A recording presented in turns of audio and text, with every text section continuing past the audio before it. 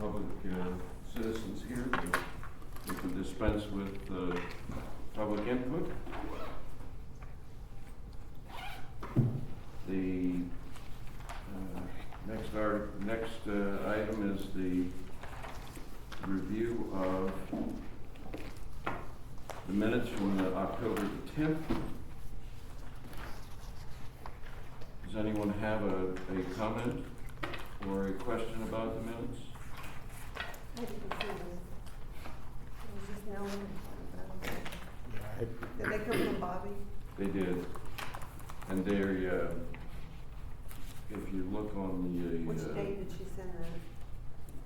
If you look if at the you agenda go for to the today, board, On the 26th. all of those are, you can click on the links yeah, and they'll open for you. it's connecting, it's hyperlink. LawrenceKS.org, advisory boards, and then you can look up the CPRB and this agenda, and everything's hyperlinked there. One of the, while you're looking at that, one of the items, 4th paragraph on the minutes was the suggestion having been made about the getting the complaint form in a fillable format. In a fillable format. Did we get it? It's done. It's Yes. online. If you want to go to lawrencecast.org. Sorry, I'm sorry. Yes, it's done. Good. And it's on the police department's website. Oh, on the police departments. Okay. And I believe that it's on the, I think we linked it to the Community Police Review Board page as well. But let me verify that here real quick.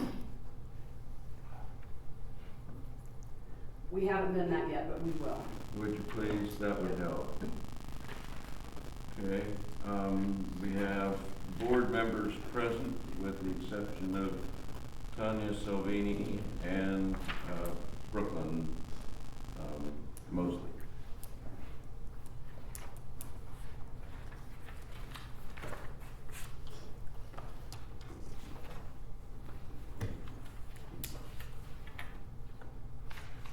Did you get to the Jim?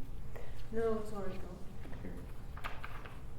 Here's your printed one. Oh.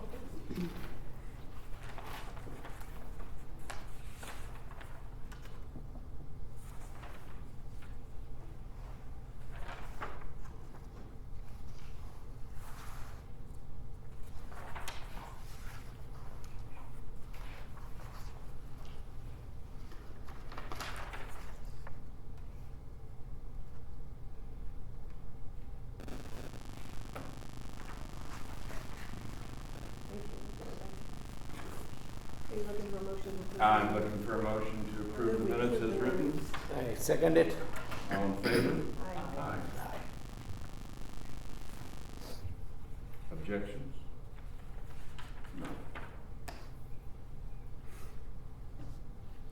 The third item is a follow-up from the October 10th meeting where we got into a discussion when we were talking about the ordinance, and some of the people on the board, myself included I think, talked about the wording in the ordinance that talked about not weighing evidence and reviewing for substantial competent evidence.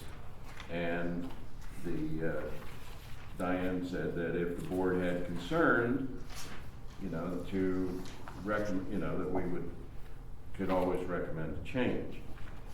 And that's why I suggested that we have a discussion of the bylaws from the standpoint of what do the bylaws do vis-a-vis enabling us to carry out the ordinance.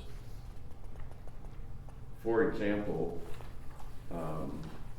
the bylaws don't say a lot about or don't provide a lot of guidance to the board as written about literally how they're conducting the review.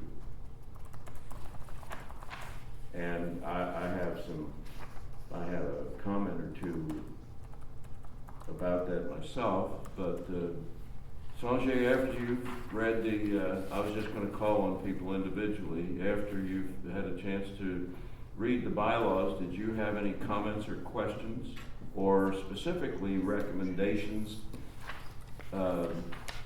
I read it, but I did not read it with that fine tooth to suggest any changes at this point. But I remember a discussion where we talked about whether we have authority to weigh the information. So I remember that discussion, but after that, when I read it after your note, I didn't find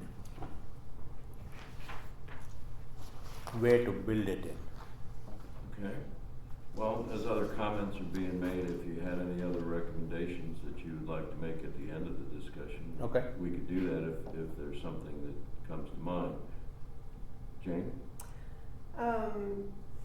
Well, of course, I identified the same problem that I think we'll all want to talk about, and I have a suggestion for what we might do with that. I just wanted to see what other people have to say about it.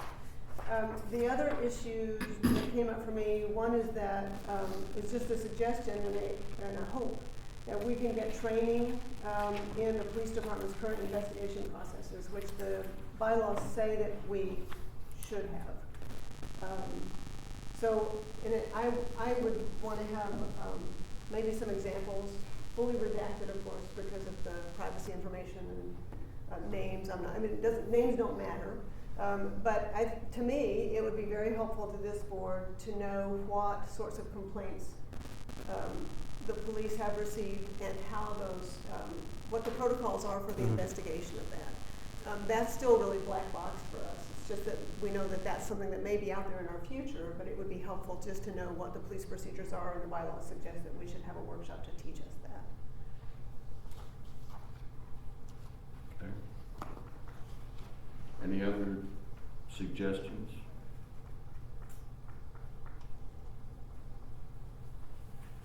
So something that came to my mind when I was watching the news someday, where they were talking about how many,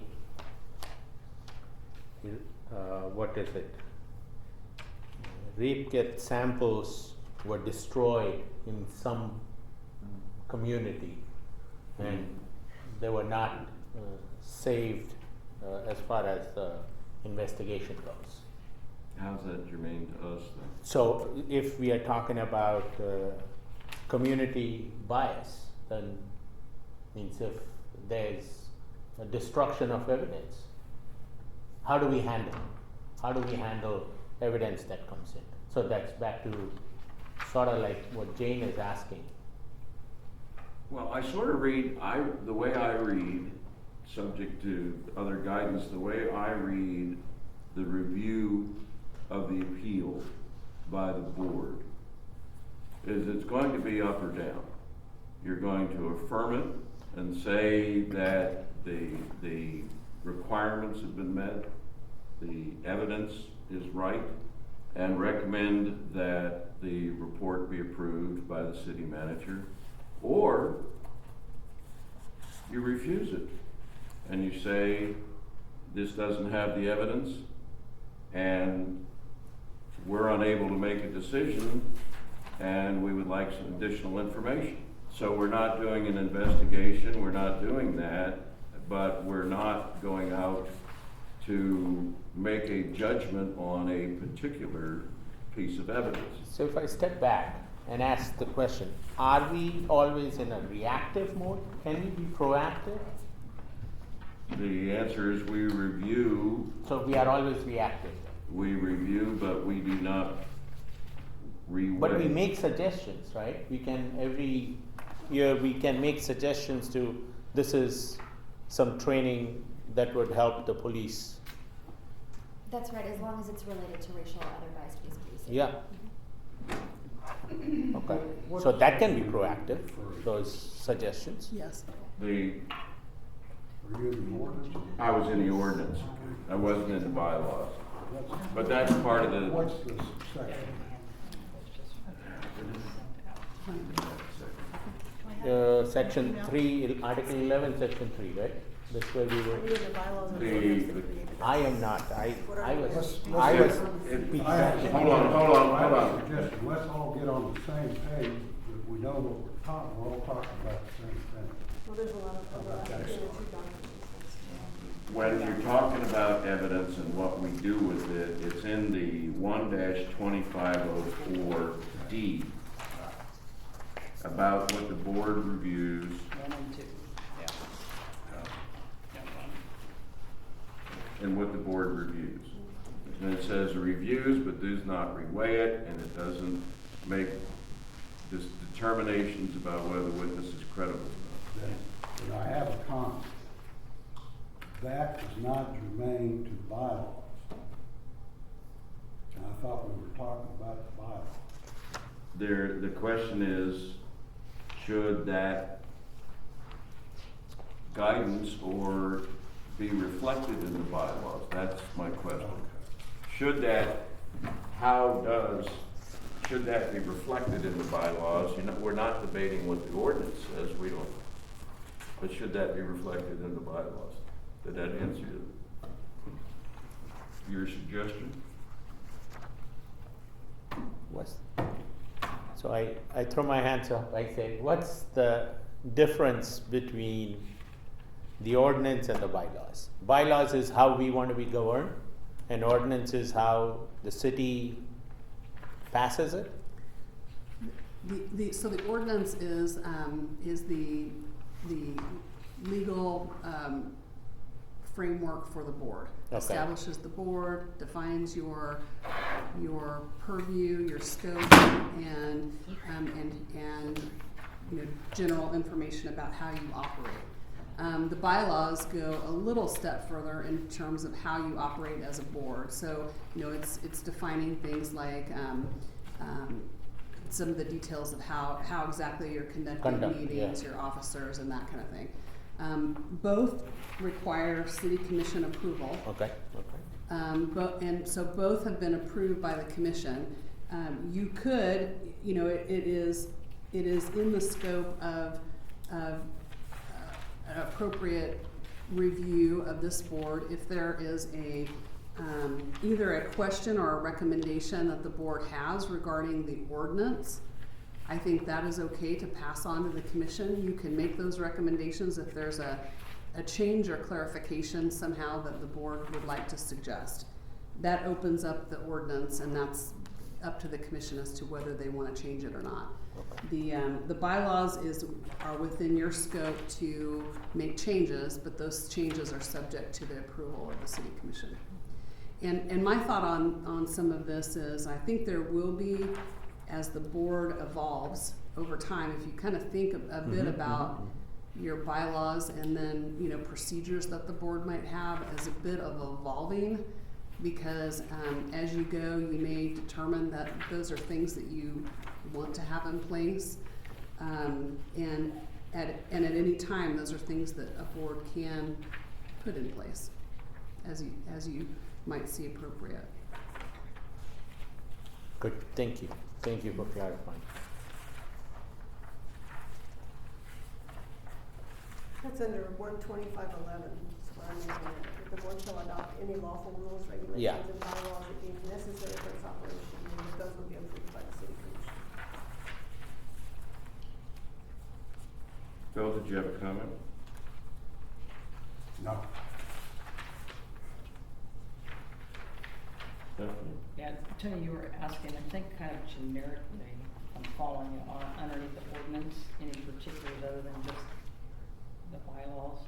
Well, I was going from the idea that we don't necessarily have any experience with the ordinance, but if you read the bylaws as sort of the instructions to the board about how they're going to conduct their business, then the idea to me was, what guidance or what questions do you have about the bylaws that create questions about how you carry out the ordinance?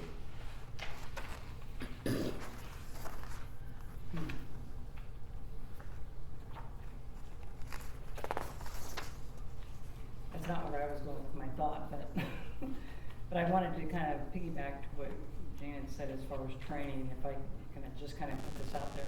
Sure. Food for thought for me is, from having gone through the use of force that we recently did, I would recommend additional use of force training for the board. That's my perspective, just to, to put it out there. I don't know what the additional, I know there's offsite, other kinds of training, external to the city, there's pretty involved, but that's not for me to put out there, but I was just suggesting that. Specifically in what? How Use the of board force. could review the use of force? So I feel that. Or what the rules are for the use of force? Rules of and such illegally, so the board is more comfortable with that use of force. I felt a little uncomfortable with the perception of where we got with that from that training. I mean, that was good training. I've been through a lot of that, so I understand it, but I want to feel comfortable, as a really good grasp of it. I wrote that down. So are you I'm sorry I'm late, apologies. Are you talking about, in the ordinance 12504, number 2? And review the police department's annual training on racial or other bias. What's the number? No, we hadn't gotten to that. Okay, I'm sorry. What was your site? 2504, specific duties, number 2. Suggest or substitute additional training to prevent racial or other bias. Okay, so we can make the recommendation for training for law enforcement, Yes, correct? yes. I know That's that's what- different than what you're saying in Right, terms of right. us That's being for us. comfortable. Right. I understand that, so I was just, so I don't know what I was doing. That's the way I understood it. Yeah,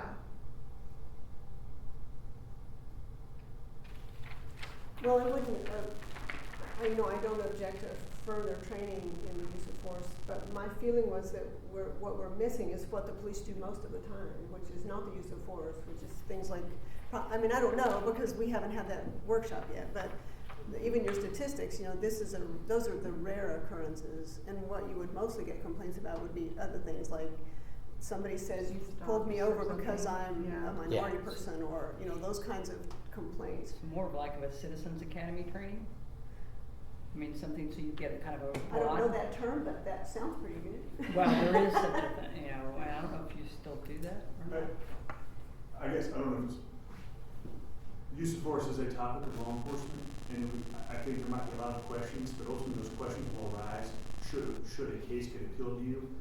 So it'd be extremely tough, and me saying this makes it sound like, we don't want to provide this training, provide more information, to sit there and itemize out and detail out every sort of type of encounter or thing an officer comes across, if that makes any sense.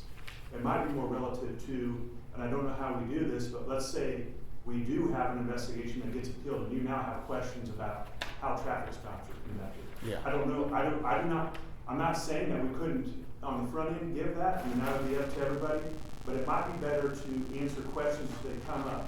Even back to your training requests about how investigations are done, I thought I had touched on that, and I would gladly answer things in more detail, but that question in and of itself is a tough question to answer. It's kind of like saying, how do homicide investigations occur? Truly, the situation dictates the tactics. And so, I don't want to, if you want more training on a certain topic, I can't guarantee it because I'm not a trainer of everything. But I think if we can incorporate, should a situation arise, we're in appeal, and you're like, well, how do the police do this?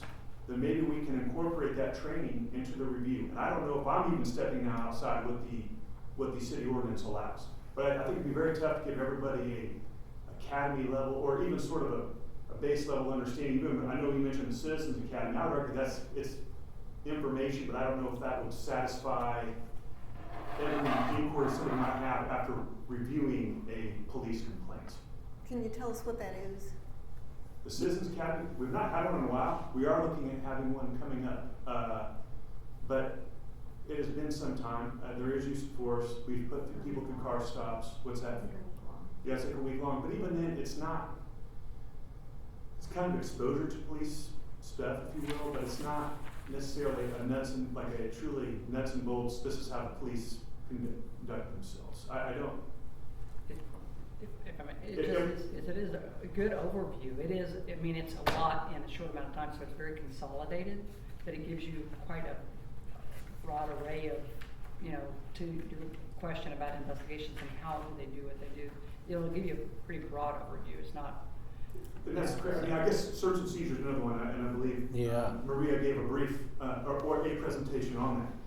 But the minutiae of search and seizure is way beyond just some sort of our presentation. So we can encounter a search and seizure issue in some sort of appeal to the board, where ultimately then we would have training that would be applicable to those types of scenarios that would be steeped in case law, instead of just trying to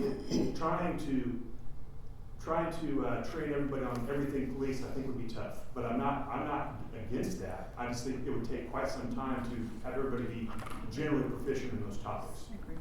With respect to the citizen thing, I'd like to make a recommendation, which is once we see what the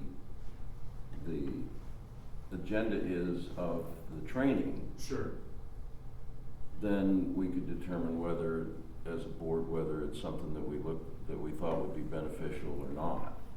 I think we could just move on from that. Or there might be a certain section out of that we might want to participate in or not, but once we see the thing in concrete form, after it's been approved. And I do believe the last one occurred 5 or 6 years ago. I just don't remember everything that was taught or conveyed, and I believe it even probably had changed from what occurred back then. So by all means, I think we should provide the itinerary or the agenda when that comes about, because there is one in the works.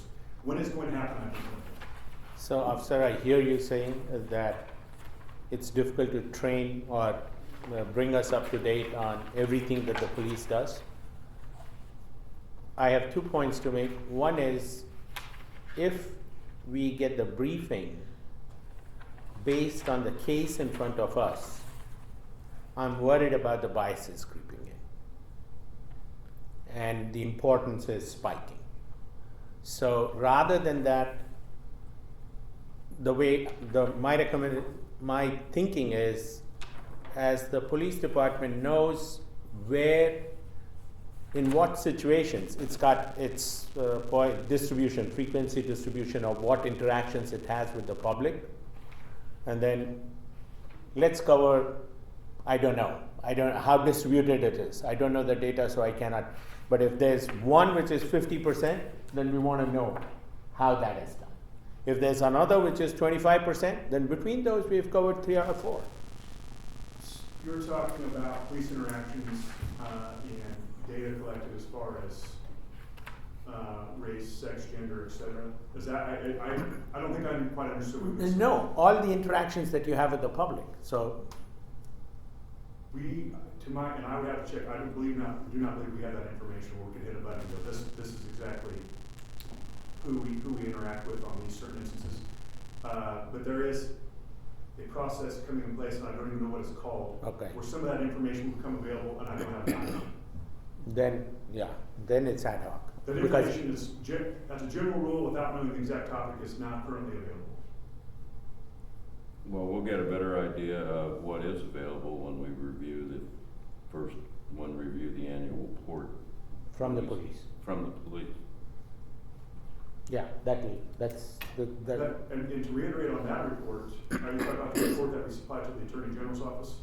The one that we review, yes. That report, and I've discussed this in a past meeting or two, is merely that we have received a case, the date we received it, the date it was completed, who was investigated by, which would be the Office of Professional Accountability, and the disposition. I could actually pull up, because it's on the Attorney General's website, this year's report. So if we wanted to know how many traffic stops the police interacts with, executes, or means. Traffic stops in general, like just the number of traffic stops, I believe that data is available. Yeah, so that's, and yes. Then search and seizures and emergency calls to homes, something like that. Means the kinds of interactions, broad categories of interactions. I understand. I apologize. I misunderstood your initial statement. calls for service, and then there is certain classifications such as car stops. Yes, yes. I'm not that's the data what guy, we I'm got, the guy that goes right? push the buttons, but I do believe we can get the amount of car stops that we've done. And then if that is most of the interaction that happens, then we better understand that a little better. Is Car, my- then I'll address the topic of car stops.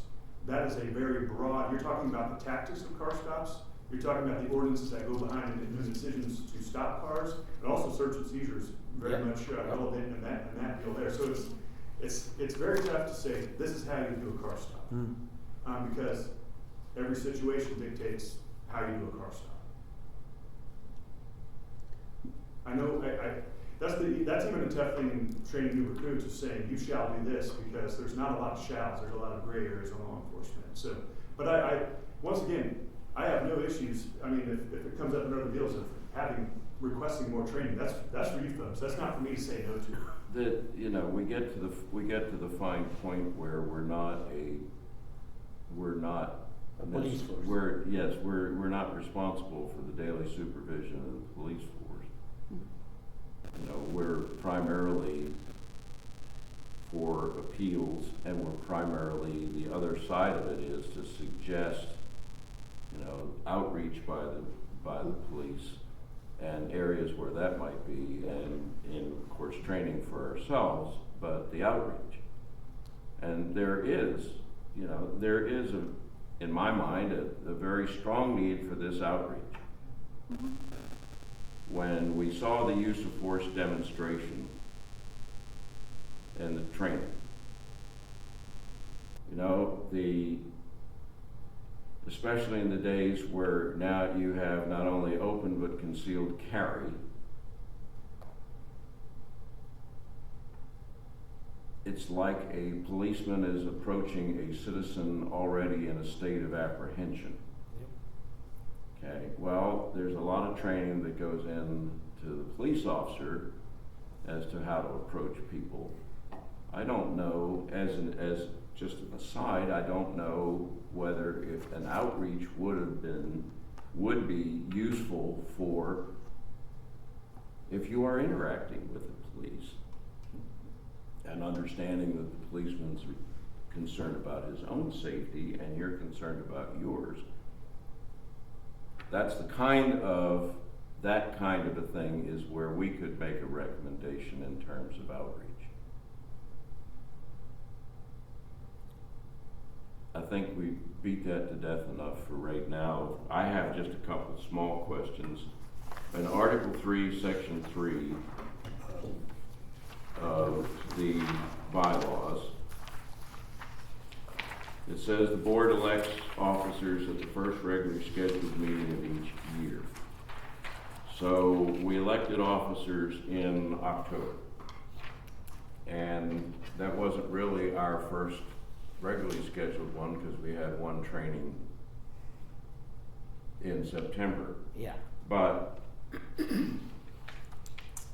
does that mean that we will elect officers in January? No. Or will we elect the next slate July. 1 year later in the October meeting? I have a suggestion for you on this.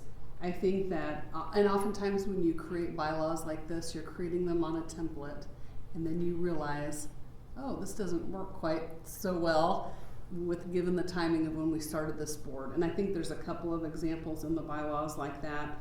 This is one of them, where I think that the bylaws should be amended to have a different process the first year. So that you just elected your members. To me, you then would start that, the first meeting of the calendar year, because how I read Section 3 was that it was your very first meeting of the year. So your January meeting of 2020, then you would elect officers. That would be my suggestion. So that then you have that kind of on a regular rotation. But you're bringing people on August, so you got to tie it with that, right? Most of the terms expire in 8/31, 8/31. You might want to consider that, although you'll never have we've structured it so that they're staggered terms. Yeah. So you're not gonna have everybody leave the board. That's up to you all though, how you might wanna suggest electing that. The I don't other. have that in front of me, but I believe that all of our terms are. End in August. End in August. So we've sort of, we held We our are election. special that way. Okay. Yes. Well, I have a more basic question on these bylaws.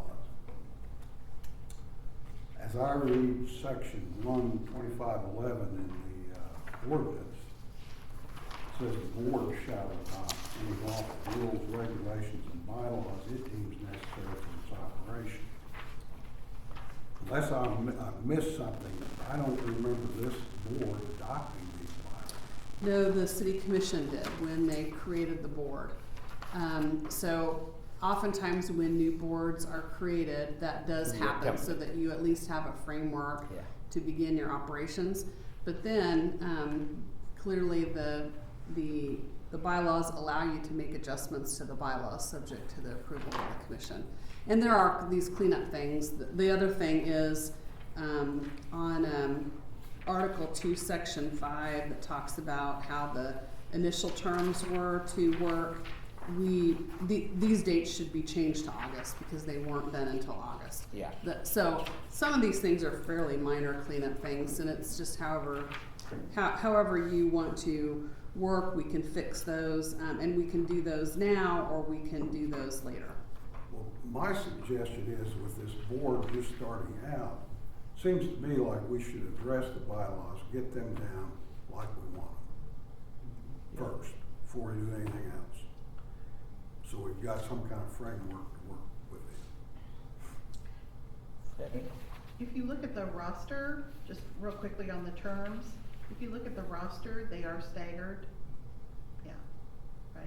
Am I? Yeah. reading By that year. right? By year. Yeah. Yes, they are. They Like just the date that is mentioned in the bylaws here, where it says June 30th. it was June, and the appointments weren't actually made until August. August. So, Yeah, right. so again, that's a fairly minor cleanup, Yeah. but I don't. I think we should adopt that so that change is done. Whether we want to roll up all the changes or we want to do them piece by piece, that's. In terms of the mechanism, what I would suggest is that, with your inputs, I'll just prepare recommended changes, and the next meeting, I'll bring a straw man to the board, and we can vote on whether we're gonna recommend this, change 1, change 2, to the specific sections. Or alternatively, if the board just wanted to direct us to do that, we could prepare those changes for the next board meeting. I do want to make sure that when we put it on the agenda that, we've got it ahead of time with the agenda materials so that you all can look at it, but we're happy to prepare those changes at your direction. We're more than happy if you wanna just fix section 5. And and clarify section, in Article 3, Section 3, if you want to clarify that, which is, we've held our first meeting or two, but when will be the next regularly scheduled election? Right, and that's where if the board can give us some, if you all could discuss it, kind of come up with, here's your changes, and make a motion that directs us to prepare some changes, we could do that for your next meeting. And then you could take up these fresh and cleaned up versions, so we're not wordsmithing it here, at your next meeting, and make a recommendation to adopt those. We take those to the commission the next available meeting and have them consider those changes. Well, why can't we do that right now?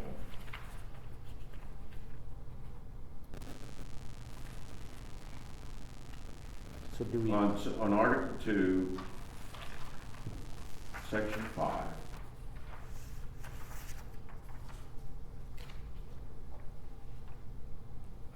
I propose term June 1 of each year be changed to August 1 of each year. All in favor? Actually, after our term passes, it'll be 1st of September when new people will be brought on. Mr. Chair, what might be helpful is if you all just want to provide us general direction, I think the intention Yeah. is just to shore this up with what was actually done. Yeah. Then that way I'll go back and I'll double check all these dates and we'll bring it back in Okay. the version that we bring for you. Okay. And then you can decide how the next election Well, should happen. If you go then to Article 3, Section 3, I would just propose that reads, with the exception of the initial filling of the board, that the next election would take place in January of the full year following. Is there anybody here that would seriously question not electing the same chairman and vice chairman? The first meeting, so we wouldn't Oh, have so to you want amend to it? do that and get in sync? Is that what we are saying? We can always You're elect. suggesting, Bill? I mean, as far as I'm concerned, it wouldn't take much for me to vote for both of them again. Well, the problem is that we're not gonna be the board for Yeah, America. right. There Yeah. will Have be different subsequent boards, and we people. have to have bylaws that actually endure after we're gone from this. I understand that, but Okay, why, so why would you, Why I would mean, you you wouldn't have to modify amend it. Tony and Tanya? Actually, you won't have to change it then, basically what Yeah, Bill's we wouldn't saying have is, to leave change it there, we'll just hold a election according to that section, But and if you- you can just ratify the existing, But the Board. logistical problem would be if your term expires, so you cannot be office bearer, president or vice president, if you are stepping down in August. Well, that's gonna apply either way, unless you So, change- so, unless you so change I your would election. suggest given the way we have come mid-year, we should say in the September meeting, all these things will happen. The next election will be in September. I agree. And the appointments remain Because the in appoint- June. Yeah, Right. because you'll have new members of the board. Okay. That's fine. Yeah. Yep. I'm So- agreeable to that. In other So words, Article 2, Section 5 ought to change those to September 1 and The September Article meeting, 3, first meeting as soon as they get Section together. 3 ought to reference September of each year for the Yeah. election of new officers. And that Article 2, Section 5 shouldn't specify the years because those also will. Will change. So it should, maybe it can just be written in a way that just staggers the terms in a particular way. You guys can fix that, right? Okay. Well, and then if is it a 1 year? for some, Look, if you look Okay, at so I mean, 2.5 or whenever, would it be June, starting June 1st? Would we it end started in May August, so 31st though? 1st of September will be the rest the right way. Okay. Mm-hmm. The next question I have pertains to So- the bylaws. So Tanya, you cannot step out before 1st of September, That's- 31st. That's my agenda, just. Yeah, you cannot get out in June. No, 2 members serve a term beginning June 1st until June 30th. So should it be until May 31st, or am I reading this completely wrong? They will, You'll clean that up. Yes. Okay, But perfect. you're right, that's a year and a Yes, month. absolutely. Yes. 13 I months, mean- it's not a year. yes, Right. that's Was that more than a year, deliberate? that's more than a I'm year. for the federal government, I know. Is there a reason to make that 13 13 month years, terms? 13 months, not 12. They're all 13 month terms, why would that be? That I don't know. We'll I leave think that it's one probably to just an Diana, error. and Can you then just we make can them vote on years? it next meeting, how's Just that? make them years. I Did we- think that we could bring a proposal back to you that helps clean that up and then Right. also clean up the issue with election. The only concern I had about the discussion about a September meeting is you may not have a September meeting, right? So maybe just say the meeting First held in the meeting. fall or something, or. Yeah, the first meeting Or, of yeah, the newly, yeah, if you First wanted to convening. find that as the first meeting after. new board members after come. all, yeah, I like that. so. Keep it open, make it work. I'd like to move on to Article 8, Section 2. It has to do with receipt of complaints. And it says, "We shall not make specific inquiries of the complaint beyond the scope of information necessary to ensure the complaint is properly processed." For clarification, does properly processed mean that it's generally limiting to requesting or encouraging the complainant to fill out the complaint form? So that's not an investigation, that is suggesting to somebody that brings a complaint to us that we have to turn around and give to the police. We're not doing our own investigation. On the other hand, if we're to forward something meaningful to the police, this has phone numbers, date of incident, officer involved, etc. I'm saying, to me, that would not construe being an investigation. That would be me facilitating the submission of a complaint. And I want to clarify one important thing. That is preferred information, a name and phone number, and merely airing, I have a grievance with the police department, passing that along is satisfactory. We will then call that person. Some of the more information on there is helpful in identifying what they may or may not be speaking of, but ultimately we're going to need to get that information from them during the investigation. I think the intent is in that last sentence. They just don't want us to go out and try to figure out Gin up. information. Well, that's true, but on the other hand, I mean, we have these forms and now they're fillable that we could get to them. If somebody were to call or whatnot, I would encourage somebody to provide that information so that I could forward it on. Yes, That would be complete. Or you could direct them to the website or the form to have them fill it. If there's some reluctance on their part to do that, absent your assistance, kind of, we talked about that a little bit last time, that, that if someone felt that they needed to talk to the police department in your presence, that could be done. But then you would be in a position where you may need to recuse yourself as a board member from, if there were a complaint filed later about it.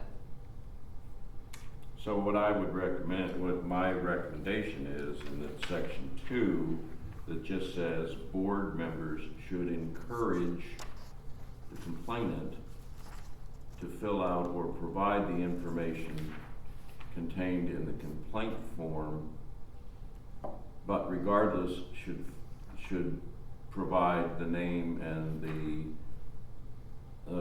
of the complainant and the name of the officer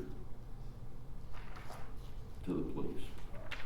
I think the spirit of some of this is for those that don't feel comfortable contacting the police department directly, they can contact members of the board. Well, that basically says that in section 1.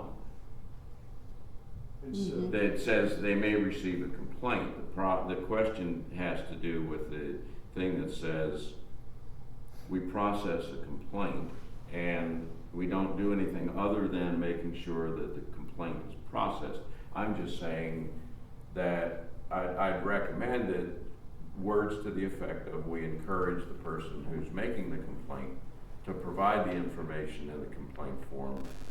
Nonetheless, we turn around and just provide the name and the name of the police officer to, we forward the information that we receive onto the officer. Yeah, Bill? Well, going back to section 1, it says provided that such complaint is submitted in a confidential manner.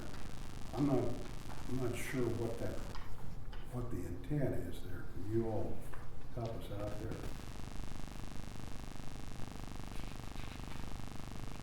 The, What?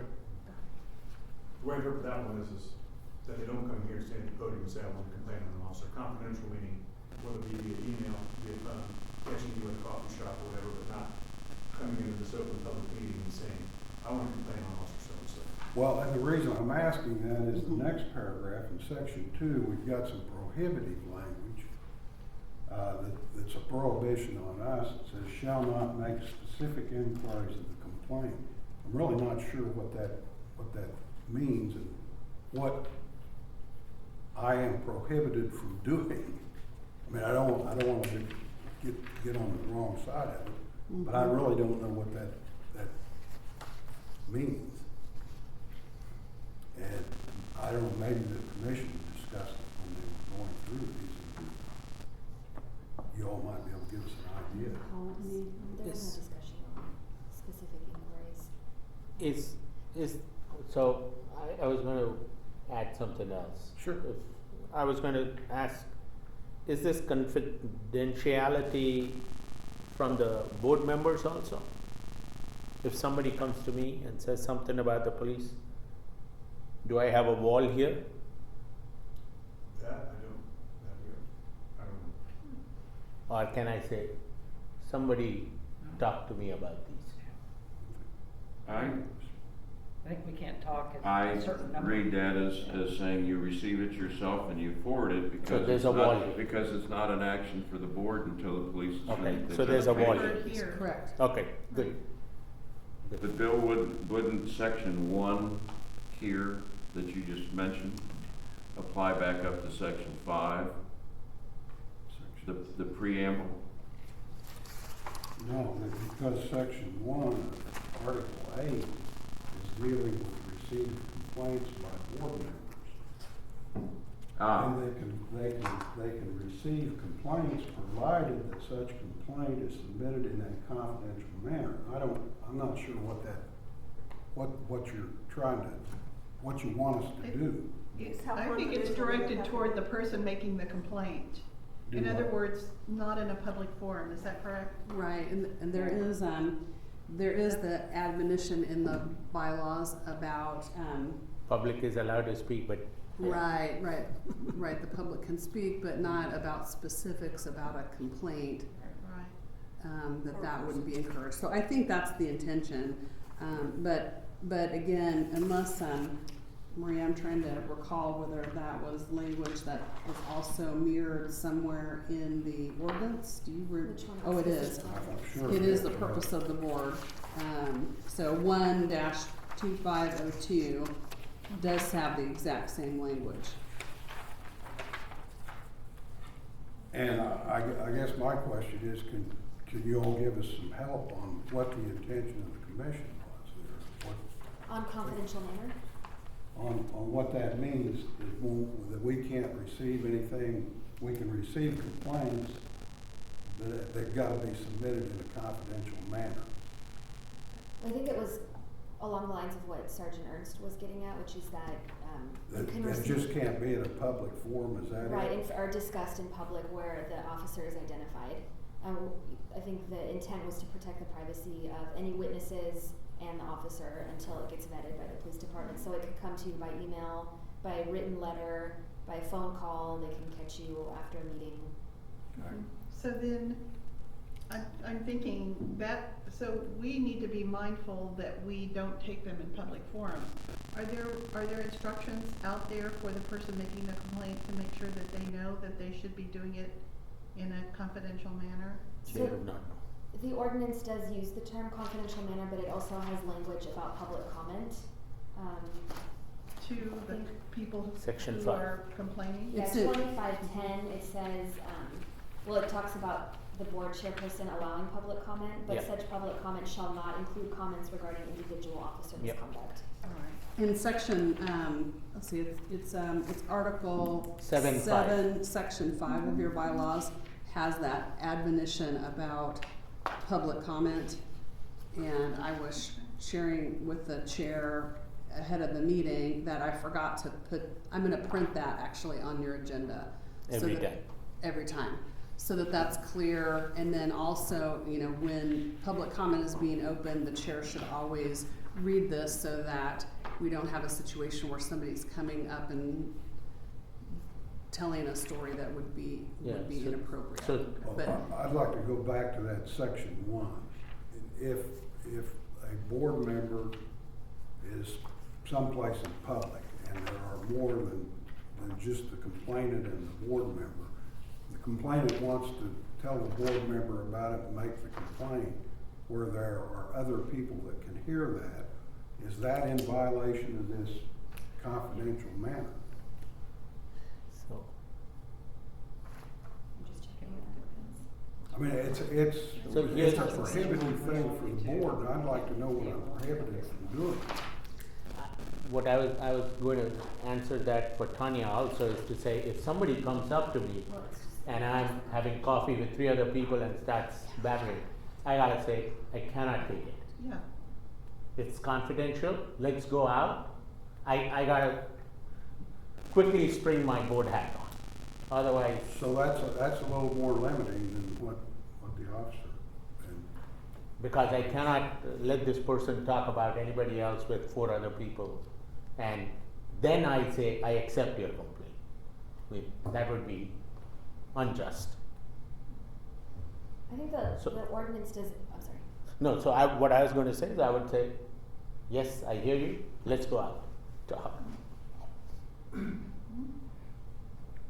And that would be confidential, right? That would be considered confidential. so that's broader than just taking complaints at open forum or open meetings. Asking them to step outside is, I'm sorry. I'm sorry, what? When I asked the question, the answer was, what it means is you can take a complaint any place except an open meeting. I'm now hearing that that's a little broader than what Well, that was the one, restriction was originally Right. described. that was an example of something that would not be confidential here made at the meeting, but then I also gave the caveat that the purpose of it is to protect the privacy of individuals, so so that was one example that I gave, somebody here at the podium in front of everybody else. But the caveat was, or kind of the general rule to remember is protecting the privacy, that's the goal. So if you're in a place where other people can hear the complaint, where the officer is identified, whether it's here or at a coffee shop or other place in public, then that's not a confidential manner. Yeah, it's gonna be situational, and Yeah. it certainly has to be common sense about having. Yes. Use Would your logic and objection, handle it. would your objection be, I'm not making an objection, Well, I'm I'm just sorry, trying I'm to find sorry. out what I'm I prohibited from understand. doing. What my point is, in section 1, if that read, each member of the board individually may receive a complaint No, that It just doesn't says address it. each. in a confidential manner. Yeah, it's each, you're right. Sorry, I Okay. didn't-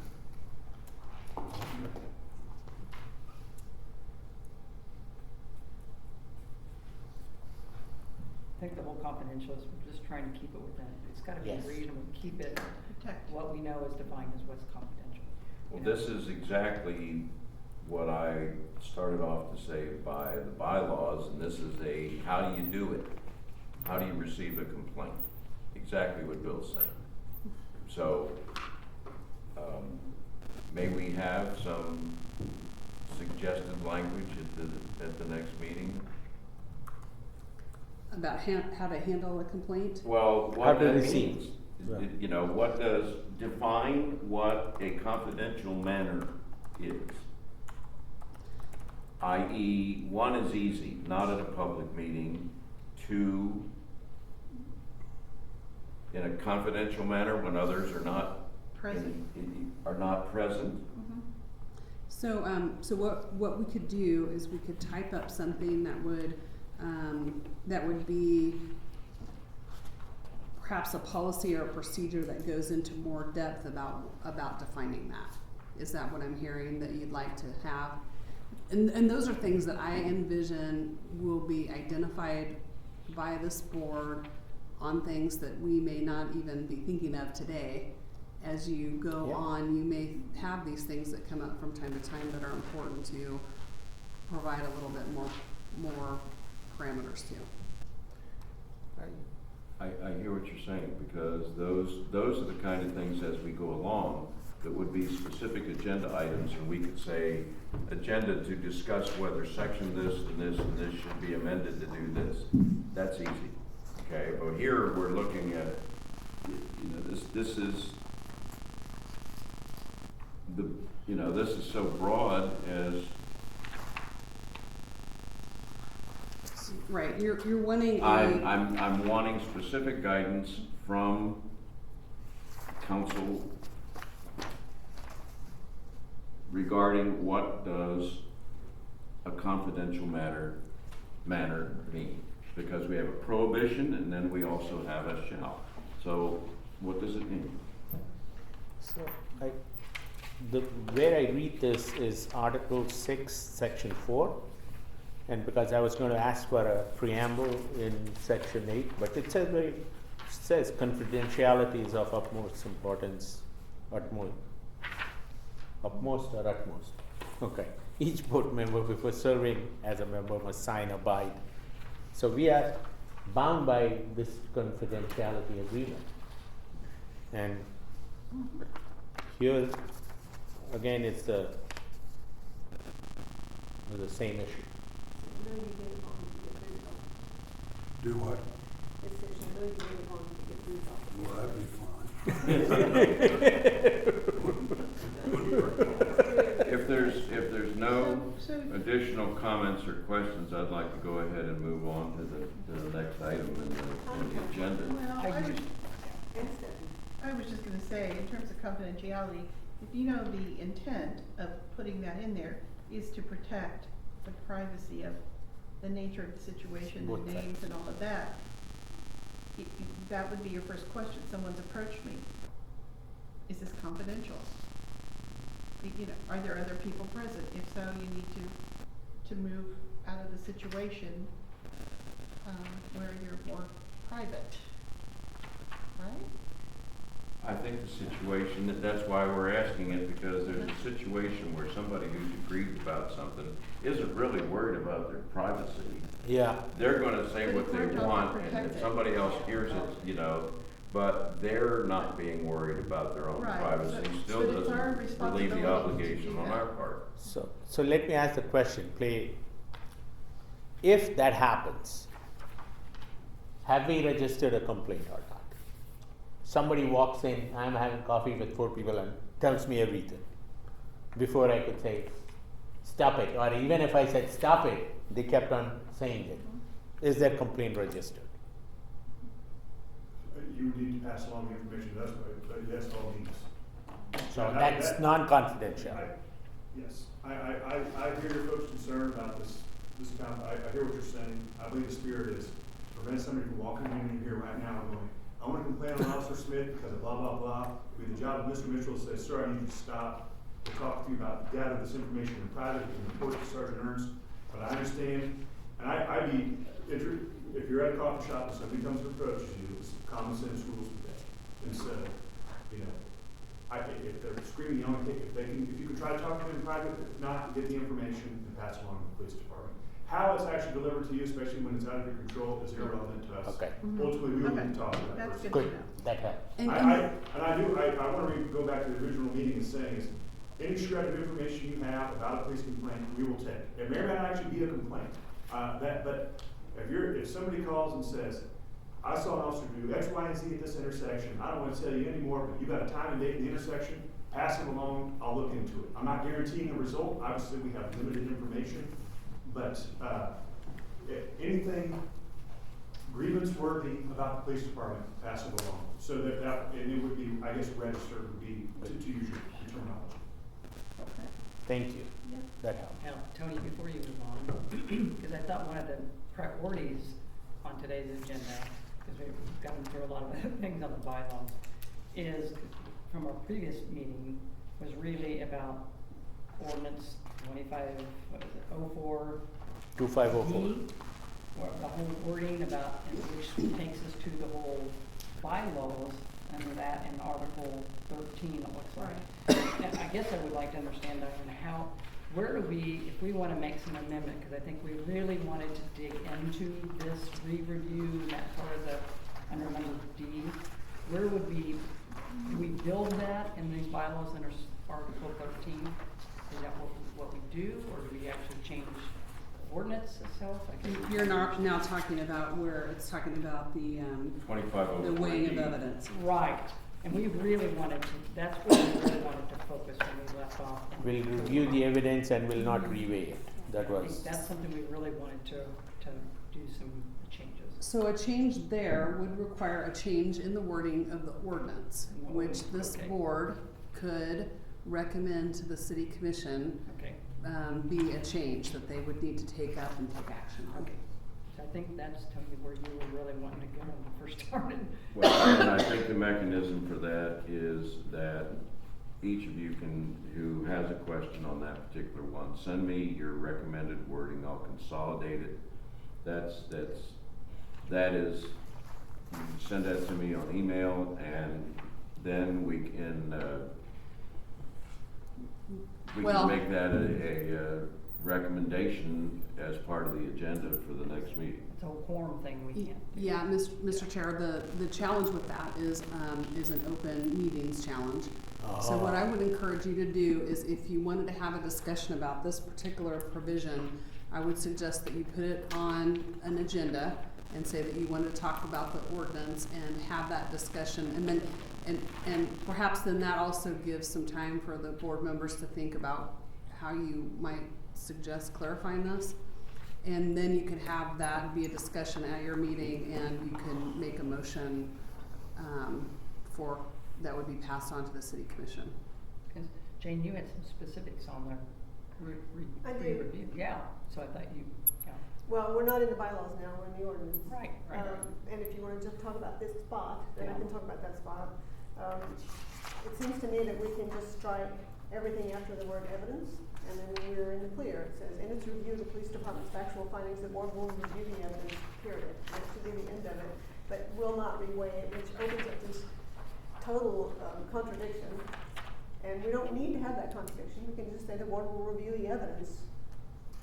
I think that's a very good point. That's And the rest of right it there. just struck it so that, and then it's perfectly clear. Yes. That's actually what I had in the original draft, and there was a lot of discussion among the commissioners that there needs to be a standard of review, and so that's why this portion was added. But I kind of had the same thought initially when we were writing it. This is a contradiction, and Yeah. we can't weigh we can't not weigh it and review it. I mean, it's impossible to review it without weighing it, right? I mean, it's a cognitive function. You review your evidence, and you're already weighing it. It doesn't make any sense. So your first draft was the best draft. You should just go back to your first draft. And so you guys are over worrying this. Please eliminate this contradiction in the. do you have a suggestion, point on? No, that, I did not. No, I don't have a suggestion. I think that's simple. Yes, I that agree. simplifies it, And absolutely. then, if I may take it beyond that, and it will not make witness credibility determinations, can you possibly give us some food for thought, or help us understand the way that's put in there, what the mindset is behind that? The witness credibility, Uh-huh. whether you think somebody is being, that you believe somebody more than the other person, that this person is, because of their character, you find more credibility in what they were saying versus what another person was saying, that they were being more truthful. I don't know if you could give an example from your If you can- experience. Or if you can speak to the spot, I mean, I hear what we're It talking says about. you won't reweigh evidence and then will not make witness credibility determinations, so when you're investigating. I mean, that's kind of almost a We are synonymous, striking that out. to me, that's almost a synonymous statement with, Yeah. you will not reweigh Reweigh. Yeah, I the think we evidence, take that whole so, thing out. Yeah, that's what. I think it'd be in poor taste for me to make recommendations on this. Yeah, I but- think we take it all out. But I argue that would be the same thing. I mean, if witness credibility issues, if we have them, it wouldn't just be me, and I addressed the thing last meeting saying, I don't believe this person. And it would be, credibility issues would be more established based on they said this, but I proved this happened. Or I either prove that what they're saying did happen, or happen to the contrary. So then, I guess ultimately, which would be in contradiction of sort of here, is you might end up making your own witness credibility determination. You know, this Are all we in a comes back to my position where we earlier can make that issue. recommendation now and not have to carry that forward to a new agenda? If you Yes, you could do that. just took that. The motion would be, Jane, it's your okay. motion. Bill was talking to me, sorry. Yeah, What did you ask me? I was, let Bill, and I don't wanna interrupt. If you Yeah. just put the period there and then start all that, because this is said the board shall review, this is just, that's just repeating what's up here.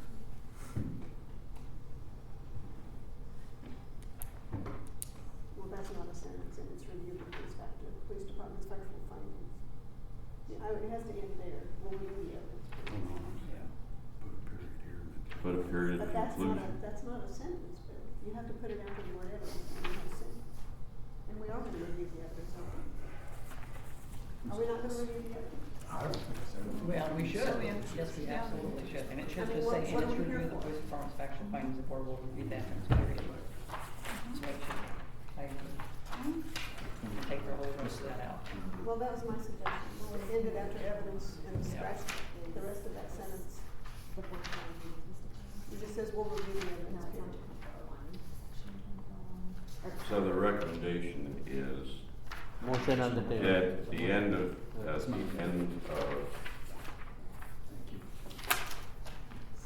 Two one five, 2504 D, It's actually in the That- middle. pardon me, It's in the middle of it.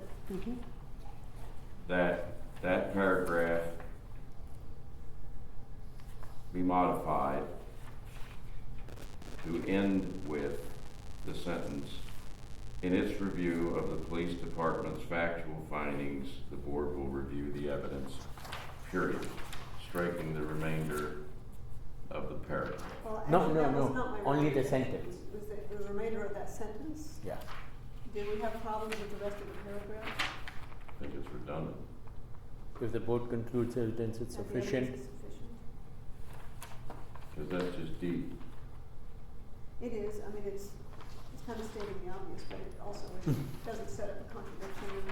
It doesn't. Oh, I'm sorry, no, it's just, it'll delete the rest of the sentence, because then you have to say if you conclude, yeah, okay. So that is sentence 1, 2. So sentence 3 be modified, in its review of the police department's factual findings, the board will review the evidence, period. Yes. Then the next sentence remains as is, If the board concludes. if the right. board concludes. Yeah.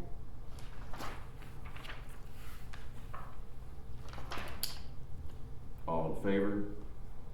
Did we have a motion and a second?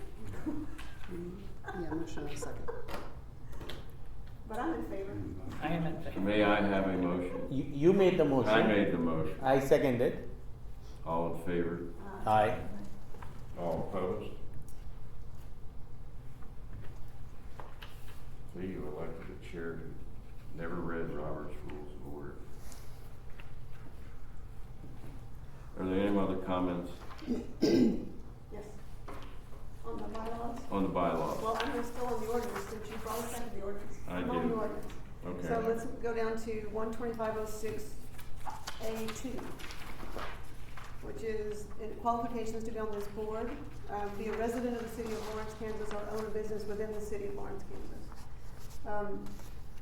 We can certainly disagree about this, but my own feeling is that it's not sufficient to own a business in the city of Lawrence to sit on this board. I would like for people who are on this board to be residents of the city, to have a real stake in the relationship between the community and the police. And being an out-of-towner who owns a business here doesn't seem to me to Agreed. satisfy What would be my the, feeling. yeah, what would be the intent or the advantage of owning a business? That language mirrors the adopted city's policy on all advisory boards. So that's the reason for the Okay, language. thank you. But we can't, by a simple majority vote, ask the city commission to revisit it, Yeah. because our bylaws say we can. I make the motion. motion. But if it's their, okay, I'll second that. Okay. But if it's a, a policy, they'll just say no. Yeah. We won't have Sure. All in favor for changing 2506A2 to delete or own a business within the city of Lawrence, Kansas? Aye. Opposed? Mr. Chair, could you remind me who made the motion and second? I mean, Tanya made the Thank you. motion, I second. Jane Thank you. seconded.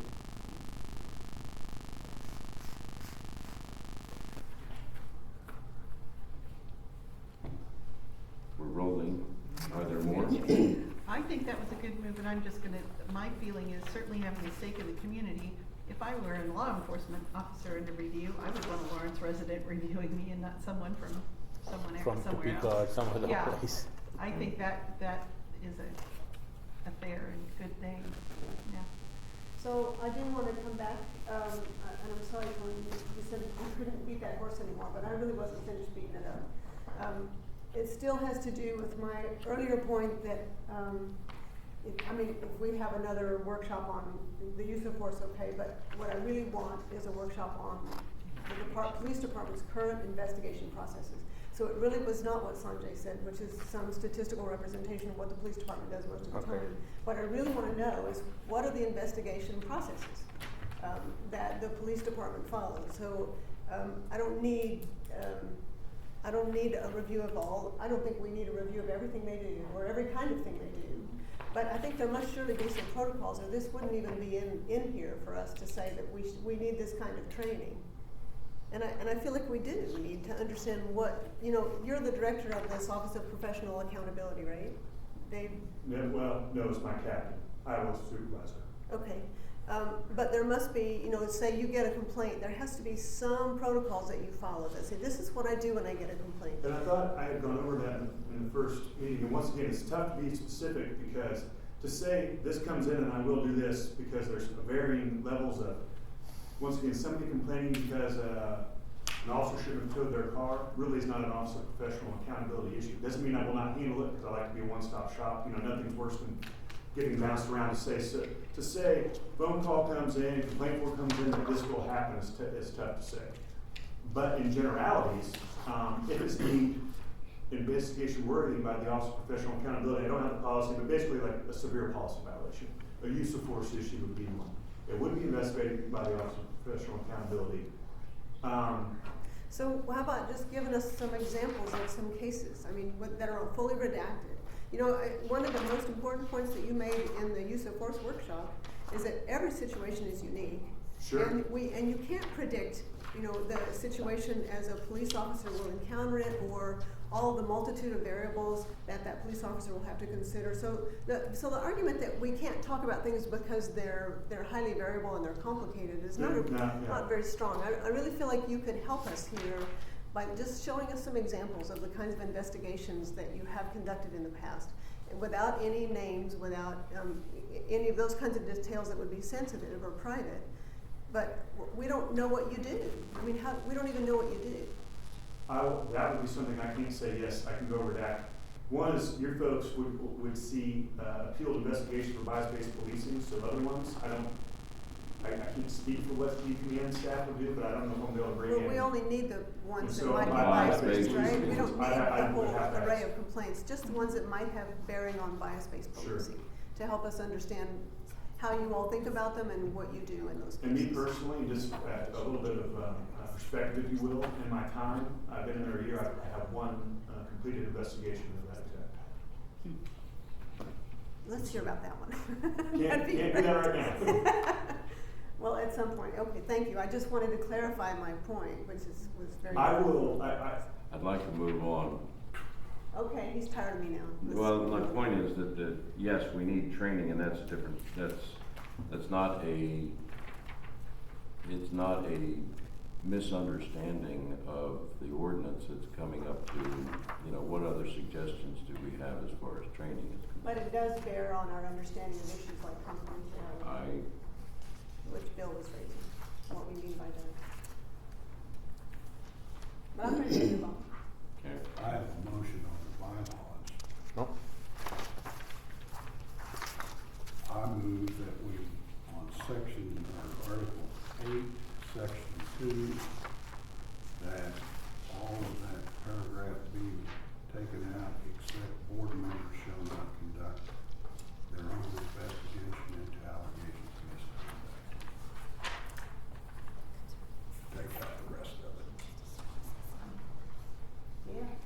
second that.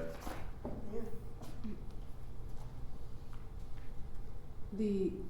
I think what Maria's saying is there is language that this is mirroring, some language that's in the ordinance. It's mirroring what? In the ordinance. Yes. Well, Let Then us we find don't those. have to do that. I understand that, Okay.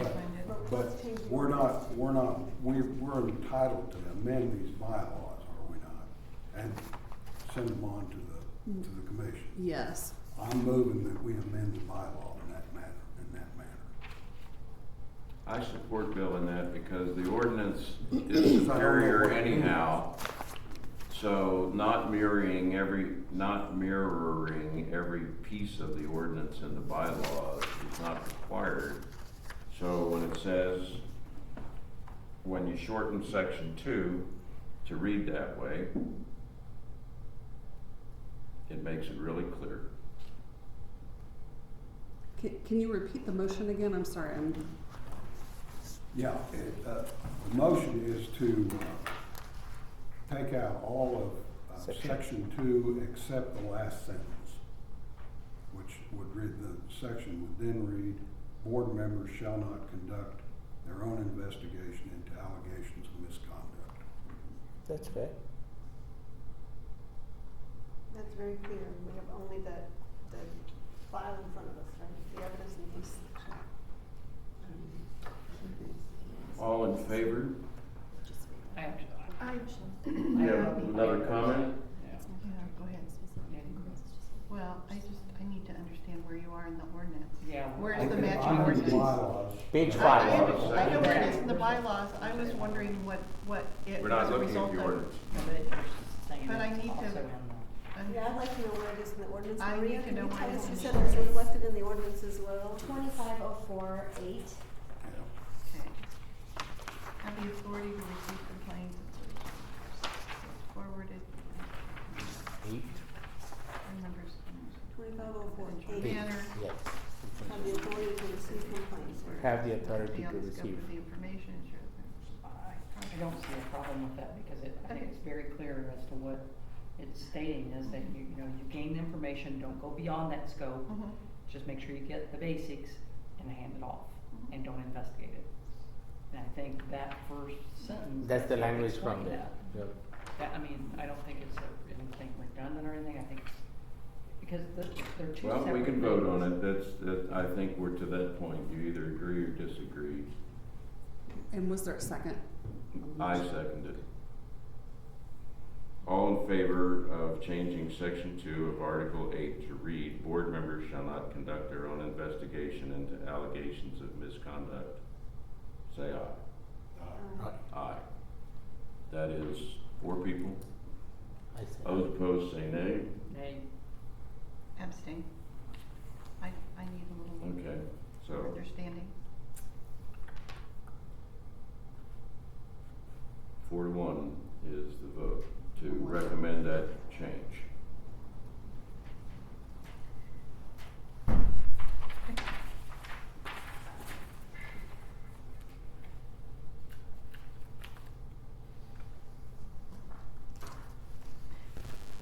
Anything else? You know, my question about all of that, and I'm satisfied with the vote, but my question really is the intent of that. different Who things. is confidential with regard to whom?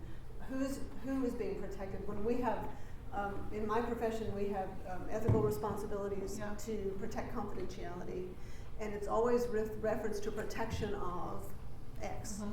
And so we're very clear about, where our ethical obligations lie and to whom. And if this is a little ambiguous, are we protecting the person who makes the complaint? Are we protecting the police officer against whom the complaint is lodged? My gut reaction Is is this to us protect the appearing to be in complaint. violation of our own signed confidentiality agreement? Yeah. So No. I- This is reflecting back, I think, My- some of your concerns. Jane, my reading was that it's the confidentiality of both the sides, the complainant as well as the officer, Officer. that needs to be shielded. And in I this think case. our problem is Fair? that it's not clear. It's We written made in it clear. 2507, under the confidentiality paragraph. Mhm. It says that the confidentiality agreement is signed to indicate your agreement to protect the privacy of the officers and others involved, and the confidentiality of your proceedings. So, just for everybody involved, the officer, any witnesses that might be named there, and then just the confidentiality of your proceedings. So, everything.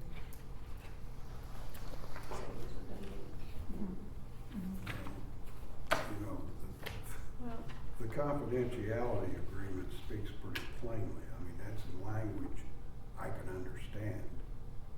This, I don't know what it means. When you say this, what do you mean? Section A, 2. Right. section 2 of section 8, article 8. So there was a majority that voted for it, just to.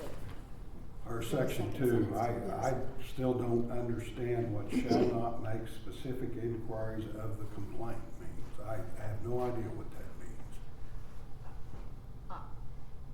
I'm gonna guess that it means that we should not be contacting law enforcement to find out, any other information except that it was properly processed. Is that correct? I think it could be, that's one. And therein lies the problem. You have to guess at it. This is a prohibition as me as a board member, specifically to me. I don't wanna have to be guessing at it. So interestingly, you said not call the police office. We can't follow up on some, let's just say, okay, hypothetically, I'm somewhere, I receive a complaint. I got my little form there, right? And here you go, very good. Would you like me to take it or would you like to give it, da-da-da? Okay, and so I know that a complaint was filed, okay? I may have done it myself or they may have done it.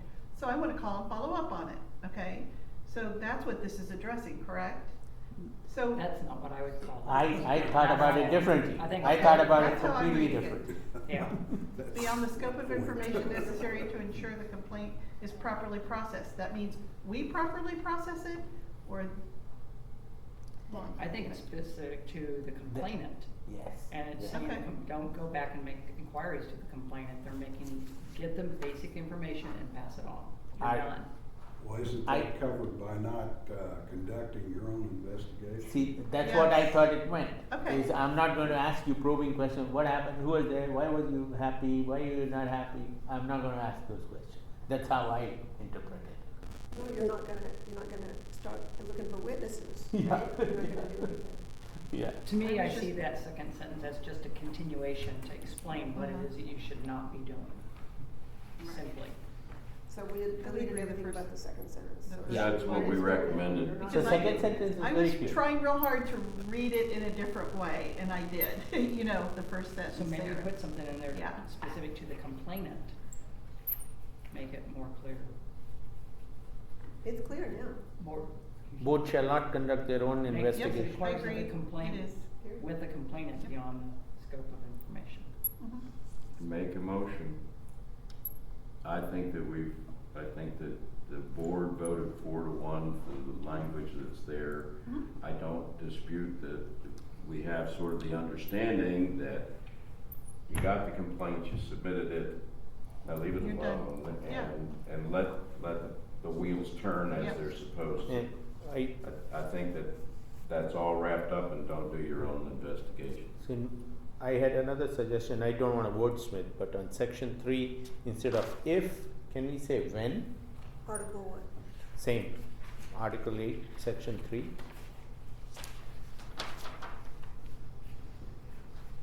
And what was that, son? I said instead of if we want to say when, Oh,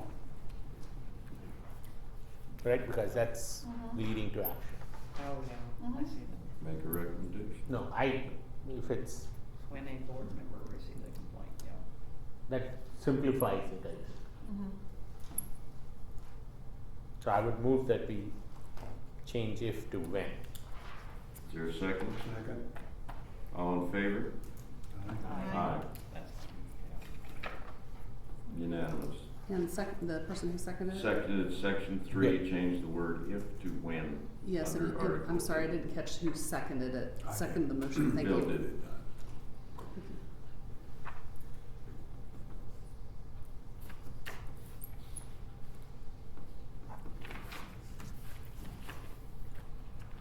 the hour being late, I think it's time to move on to the next article on the agenda. Is there some question about that, Diane? Mr. Chair, you all had quite a bit of discussion at the earlier part of your discussion on the bylaws, but there wasn't a motion. Does the board desire a motion to direct us to bring back some suggested language for you on these other sections of the bylaws? Yes, yes, Yes, so moved, yep. yes, So yes, moved. yes. Second, Right here. Which is section, all in favor? Aye. Loud and clear, yes. Very good. Thank you for keeping us straight. Yes, thank you, Di. I'm good at trying to We somehow made a few make up things, but scenarios of ambiguous language. That's it.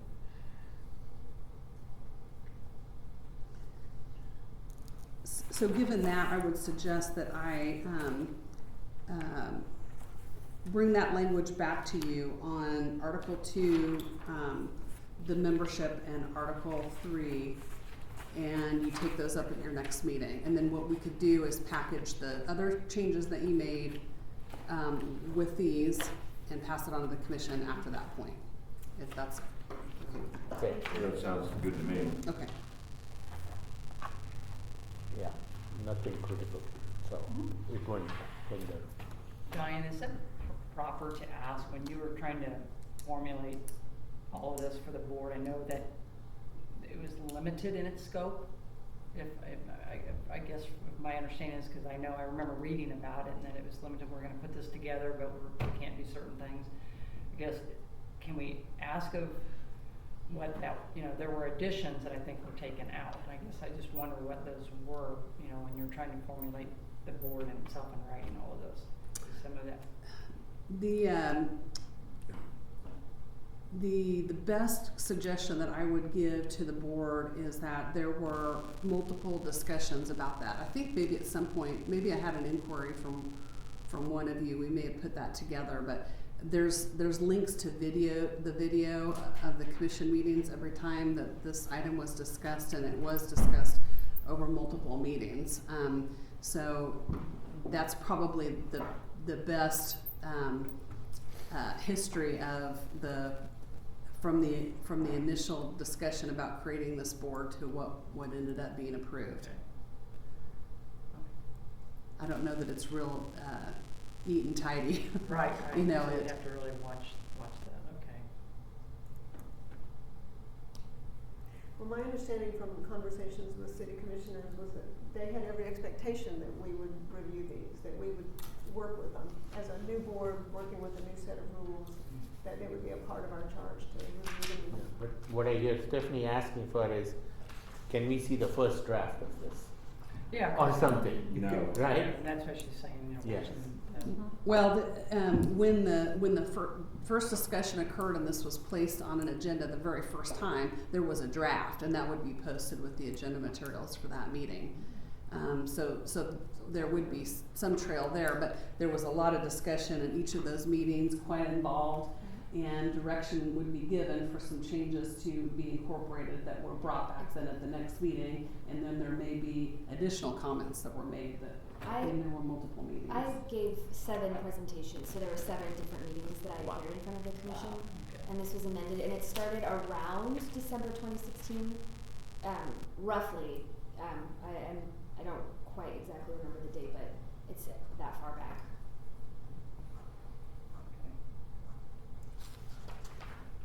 With an objection, let's move on. Yes. Was there a question about Miss Gibson presenting? That's another question. We have Sanjay with PhD after his name. Why don't we have? Yes, why I don't was we gonna have say, you as please doctor don't in put the Dr. listing? Mishra in my, No idea. just But say Sanjay Tony, or I Mishra. wanna propose Yes. that we move Don't the put first Dr. 4 and Mishra. 5, Thank you. Because her questions about whether or not this project is appropriate for us are in the ethics policy. So why don't we learn about the ethics policy first before I talk about the project? Okay. with everybody to reverse those two agenda items? So taking up number 5 in ethics, the, first of all, since we're appointed officials, everybody would agree that the resolution 7269 does apply to us. Okay. And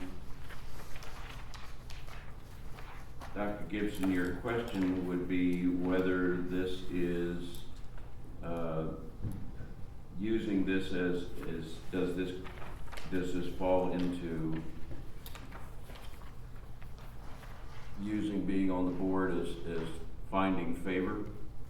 Or I'm not sure, Diane, I thought you were gonna talk about this ethics policy, could you Yes, I'd be happy fill to. us in a little bit? And then we'll One, I go just from wanted to there. make sure that you all saw this, and we're putting this on all the advisory board agendas for discussion so that you are aware of it. This was a new policy that was approved by the City Commission in early November to take effect January 1.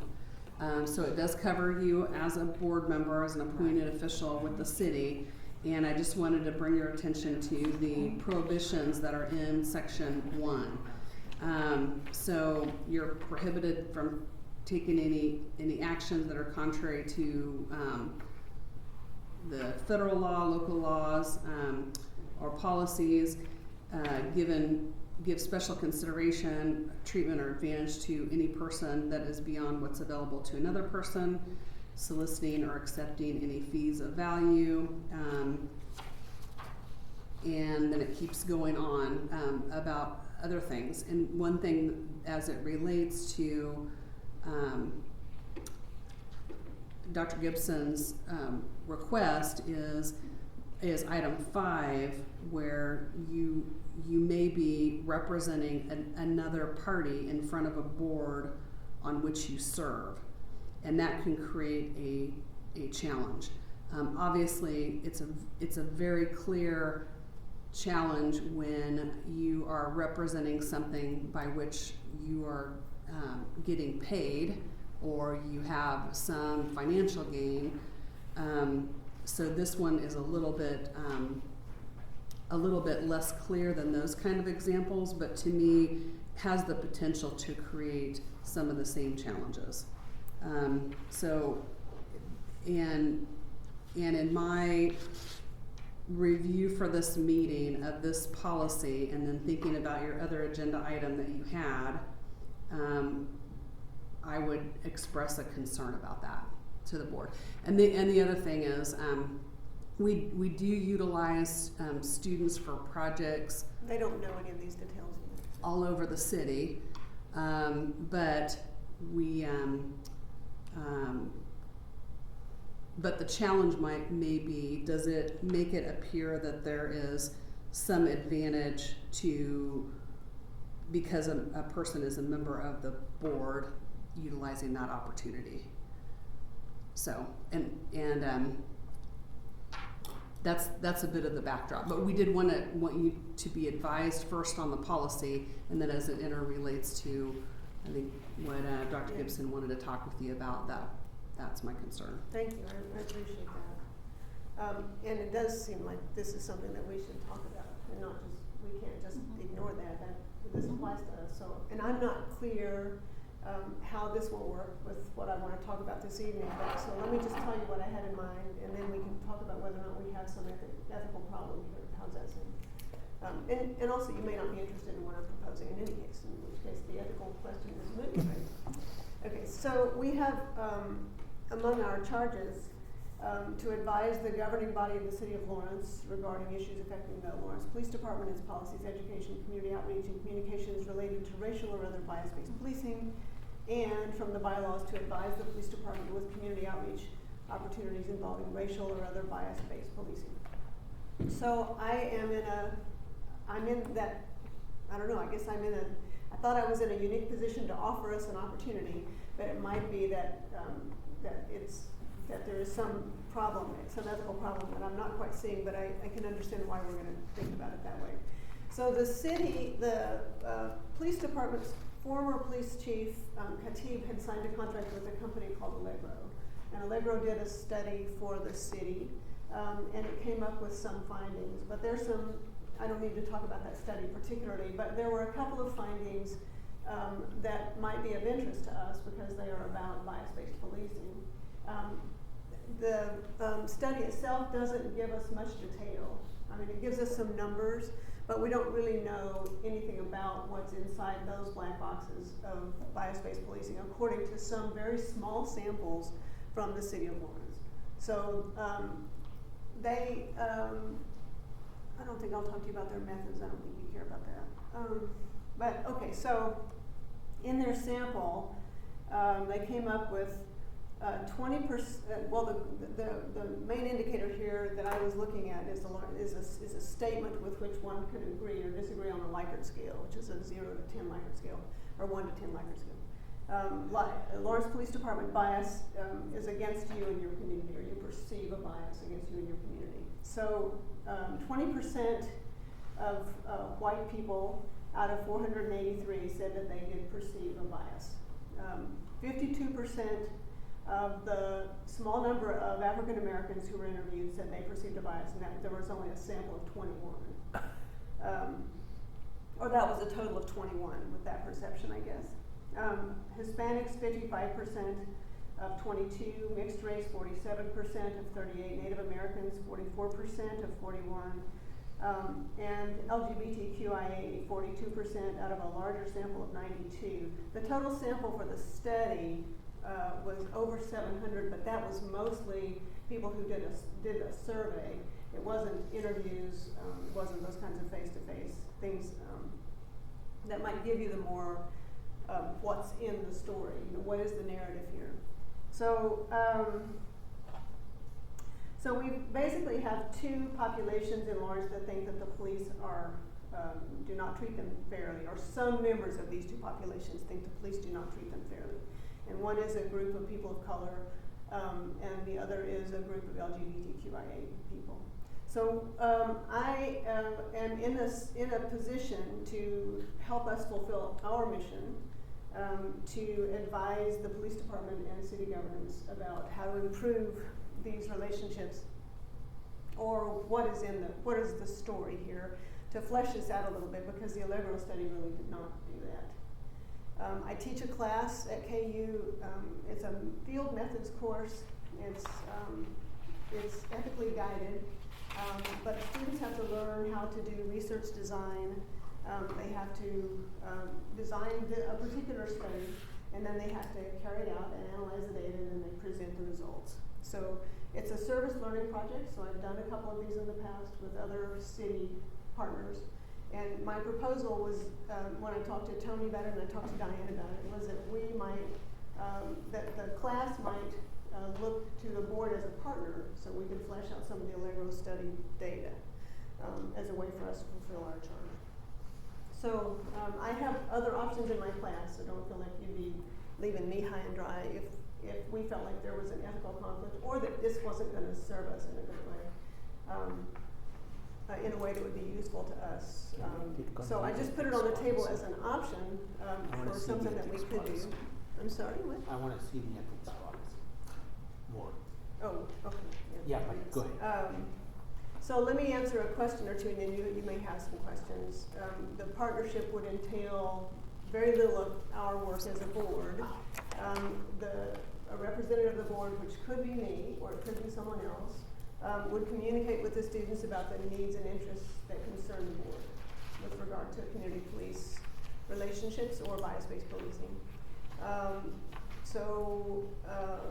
And the board would answer any questions if students had questions, you know, about what was of interest to the board, any ways that the board might like to try to shape the study, although ultimately this is a group of students who are learning how to design a study and carry it out.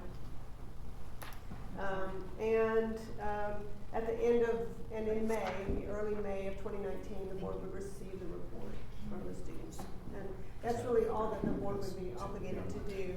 It does not entail any cost, of course, or any labor really on the part of the board.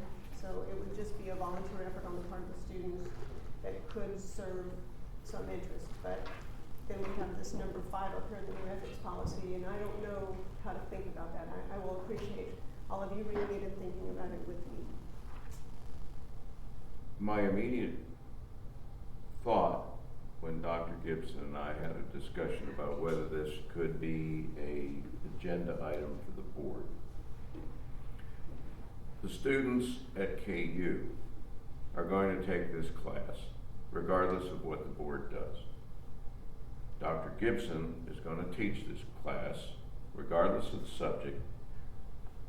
She does not get any additional salary. She has no additional benefit from the decision of the board to support the study of a greater investigation into the perceptions of people of color and or LGBT persons. So I don't see, strictly speaking, if there were a similar class being taught at Haskell or Baker or something within the confines, I would say we probably would have had to inquire about that. That seems that just seemed like that would seem like a very tenuous requirement. I don't see that doing this gains anything or gives the perception of favoritism, especially if those circumstances are explained right out front. That the board recommends that the students at KU be allowed, with the board sponsorship, to do a more detailed investigation. So that is the rationale that I proposed it. And I still feel the same way having reread paragraph 5.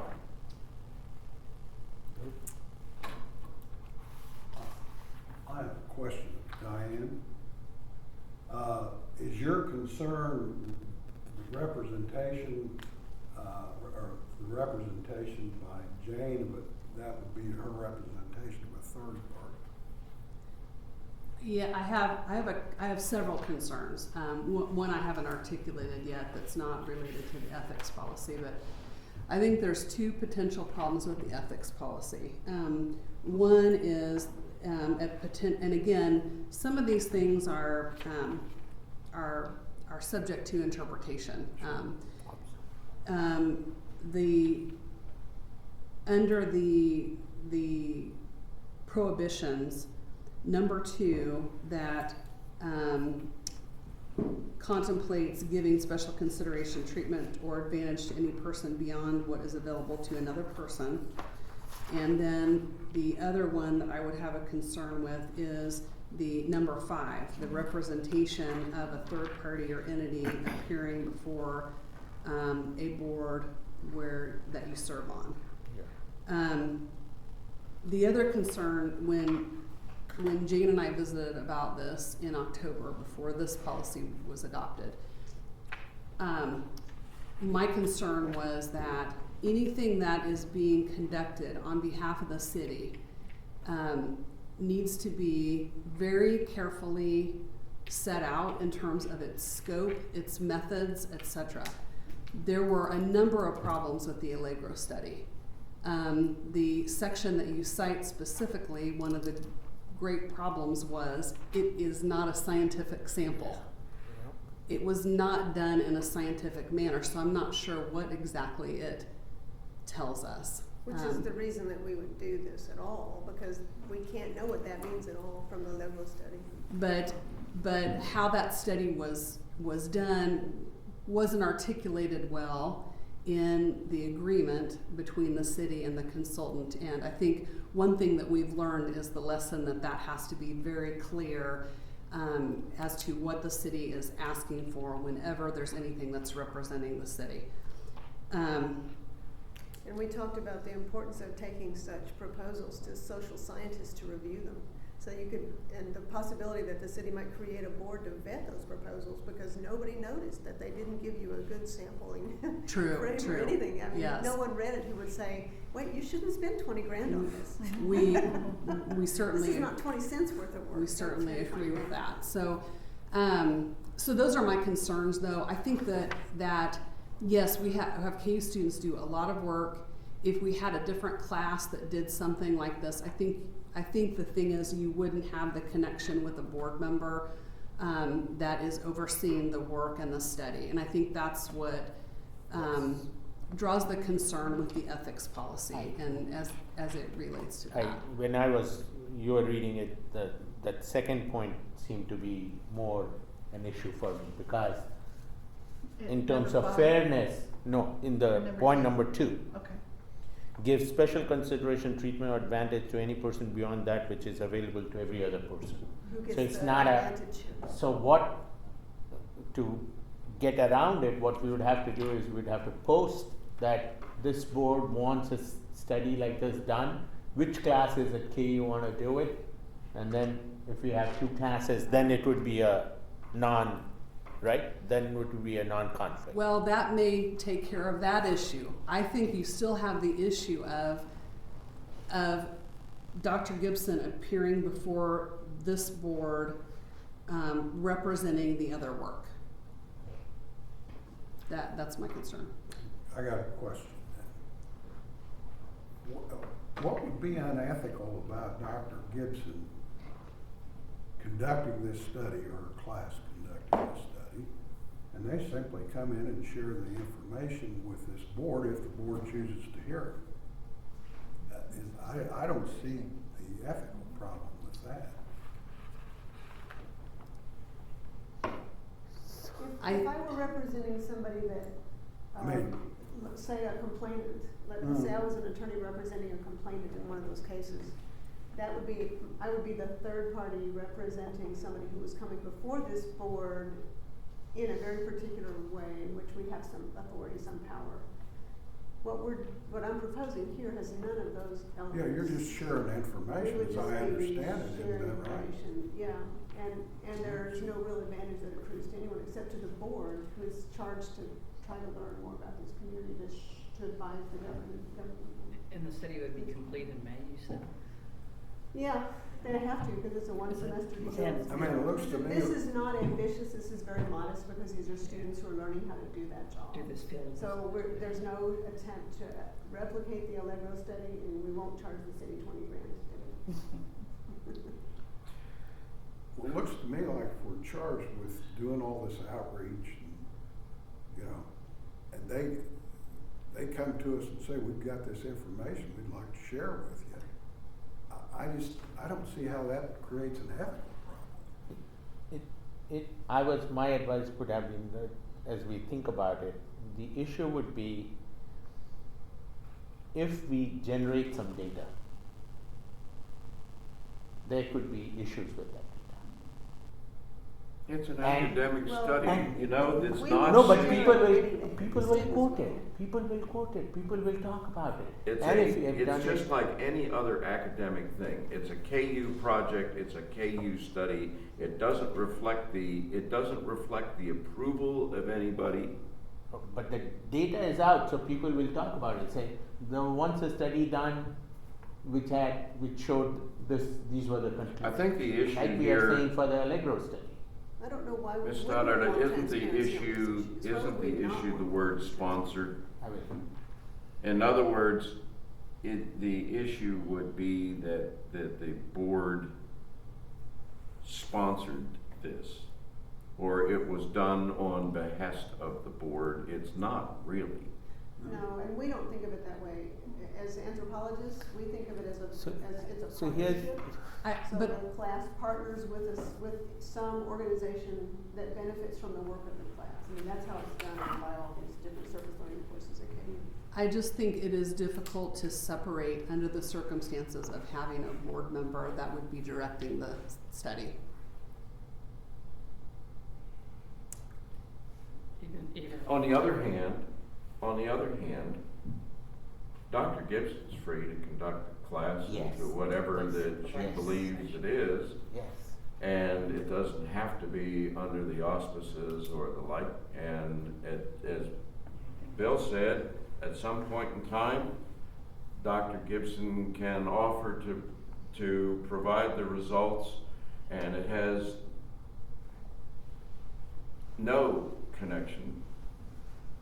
But Tony, I think that would violate the ethics, That's my point. because we cannot switch our city official hat on and off.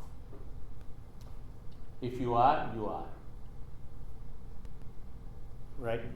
That's my Well, if the point. students were coming to us and seeking something from us, if they were seeking some benefit from us, some advantage from us, Absolutely. then I could see that I would be putting us and myself in a real conflict of interest, because the students would be looking to gain something from us out of this process.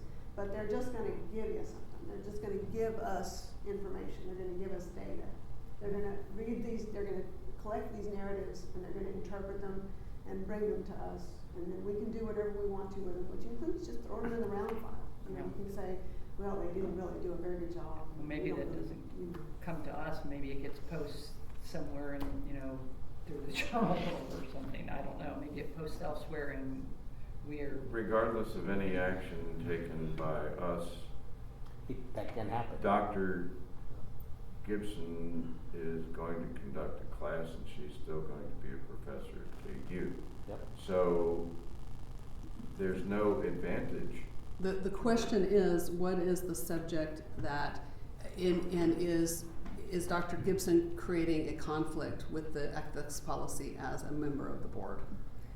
And I I'm think sorry that's- that I'm I not think even- that's the issue. I'm not seeing it. I don't see the conflict, because the board is charged with advising city government and the police department about community police relations. Here's an opportunity for us to learn more about that subject.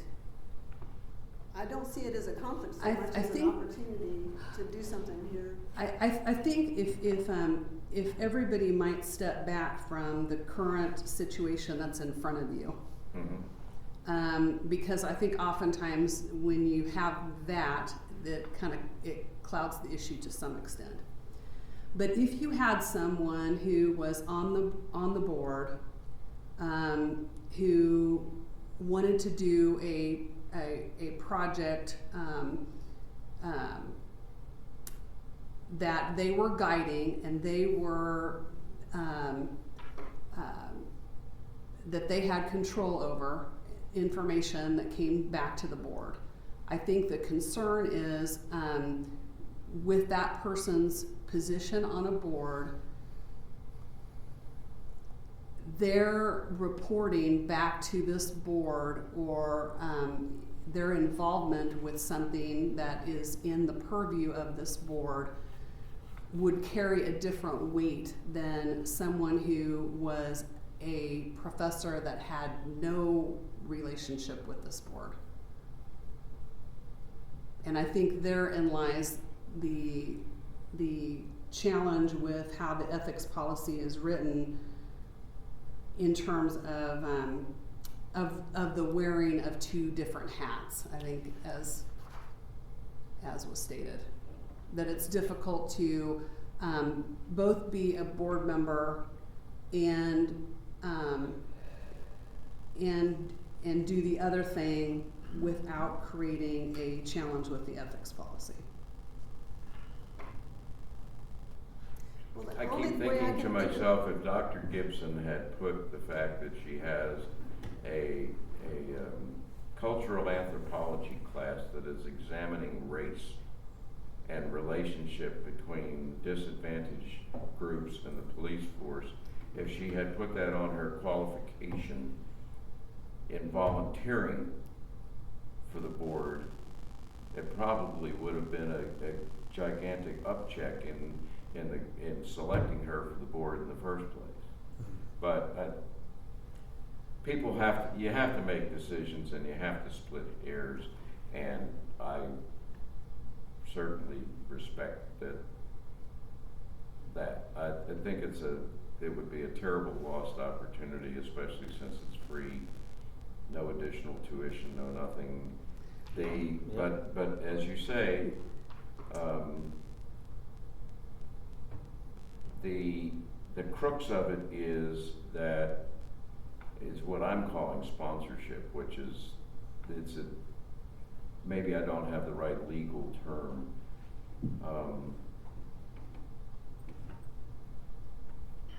It's, auspices maybe is another word. And I do see the ethical problem, because the other part of it is, if it's being done under the auspices of the city, even though it's being done free, does then the city own it? Yeah. Which creates another issue. And that was my other issue outside of the ethics policy issue, as it relates to this board endorsing work. I think in order to do that, you've got to be really careful about what it is in the scope. That was my other point.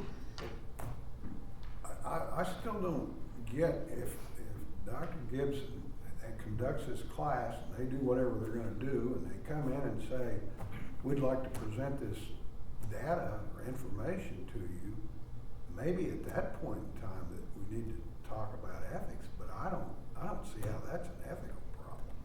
I mean, they're not seeking any kind of a benefit or anything from the city other than sharing some information. I think though, if the report comes back to this board, which I think was part of the reason why bringing this issue to the board originally, that's my concern. So,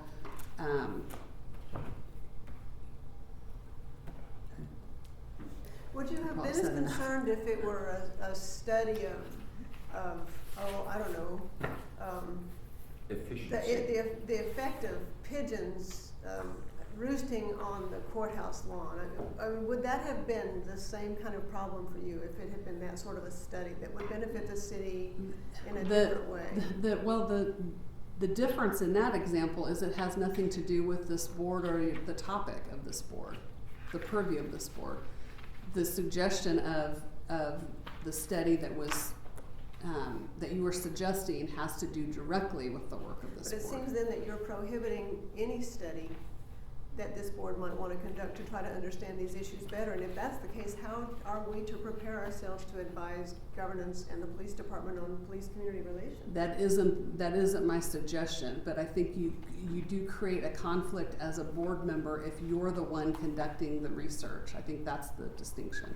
So no one on this board can investigate these issues to advise city governance or the police department about police-community relations? The fact that I had students who would do the legwork. Do the leg and then report back, which you have led, I think creates a conflict. If I can read your research and report back, I think that's what I'm hearing. If you do this, publish it, I can No, read we're it. not publishing anything, we're bringing it to the. No, I'm giving an example. So if I read it, and then I could bring that information or that paper for everybody to review and take a look at and bring into our advisement. But how would that be different, since you would still That's say what that the that's what I'm author. saying. No, So- but I don't see the conflict there either, but that's why I don't understand what the problem Does the is. city Maybe I'm or just and or the thinking. police department have, besides the study, because I was not aware of that, but do they have something current that you, for your presentation, Sergeant Ernst, would you be providing anything along those lines, or are you just gonna talk about maybe the programs which you're doing currently and what you have? There is some That's the information January that agenda. Right. there is some information that I would like to share that is somewhat relevant to this discussion. I Okay. think on that point. And that's- There will be coming before the city commission, I think yet this year, here later this month, there is a proposed agreement between the city and the county and a consulting firm related to a disproportionate minority contact study. That study will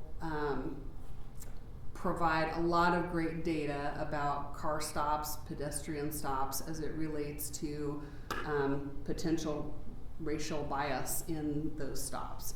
There will be a report that will be done as a result of that, and that report would certainly be shared with this board. So there will be some data that will be collected as part of that. In your drawback kind of mode that you were talking about, forgetting about this particular board for a second. Let's say that another board had been convened about improving the efficiency of city services. And a member of that board just happened to be the CEO of a company or educational institution that was an expert in efficiency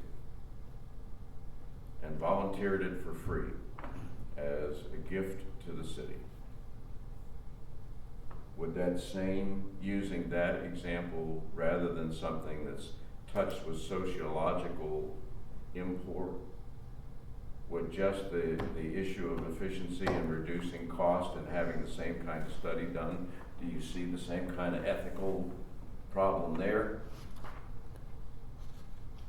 Are we just tinged with the sociological thing because somebody else would complain? With regard to both, I think the same issue could apply as it relates to in your example. If somebody is then appearing on behalf of their company, the work that they've done as a member of that board, then you could very well have the same kind of concern. So Tony, in your position as the deputy city manager, right? Assistant. Okay. Who makes? You're actually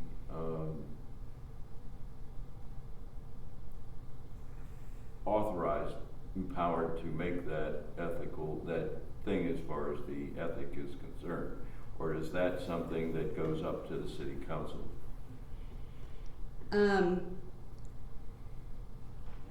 I'm reporting my thoughts about how this policy might apply in this situation, and also relaying the city attorneys who had the same thought as she and I discussed it today. Okay. I think that there must be something that you're just not saying, or I'm just really, really thick, because I still really don't see where the conflict lies here. And when I read both of these provisions, 2 and 5, I just don't see how they fit at all with this case. Elected officials are prohibited from, or I assume that also meant to say and appointed, are prohibited from representing a third party or any entity appearing before any city board, commission, or body, with the implication that there's some advantage that accrues to that person being represented, and that's simply not the case here.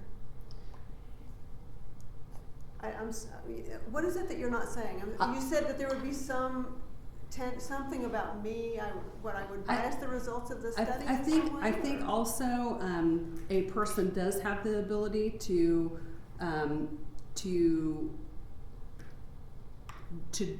direct a study in such a way that it reflects your opinion as a board member, and that could happen as well under this. I'm bound by 2 sets of ethics, right? This one and my professional ethics as an anthropologist. I don't think we're in danger there. And I'm not calling into question your ethics. I'm saying the policy is written in such a way that that is why there is a consideration of not having a board member that is involved over here and also a board member at the same time. Regrettably, we are serving at the behest of the city commission, and that we're being basically told a decision of the city commission. No, we're being told the views of some attorneys for the city. the city commissioners I talked to are pretty interested. Well, then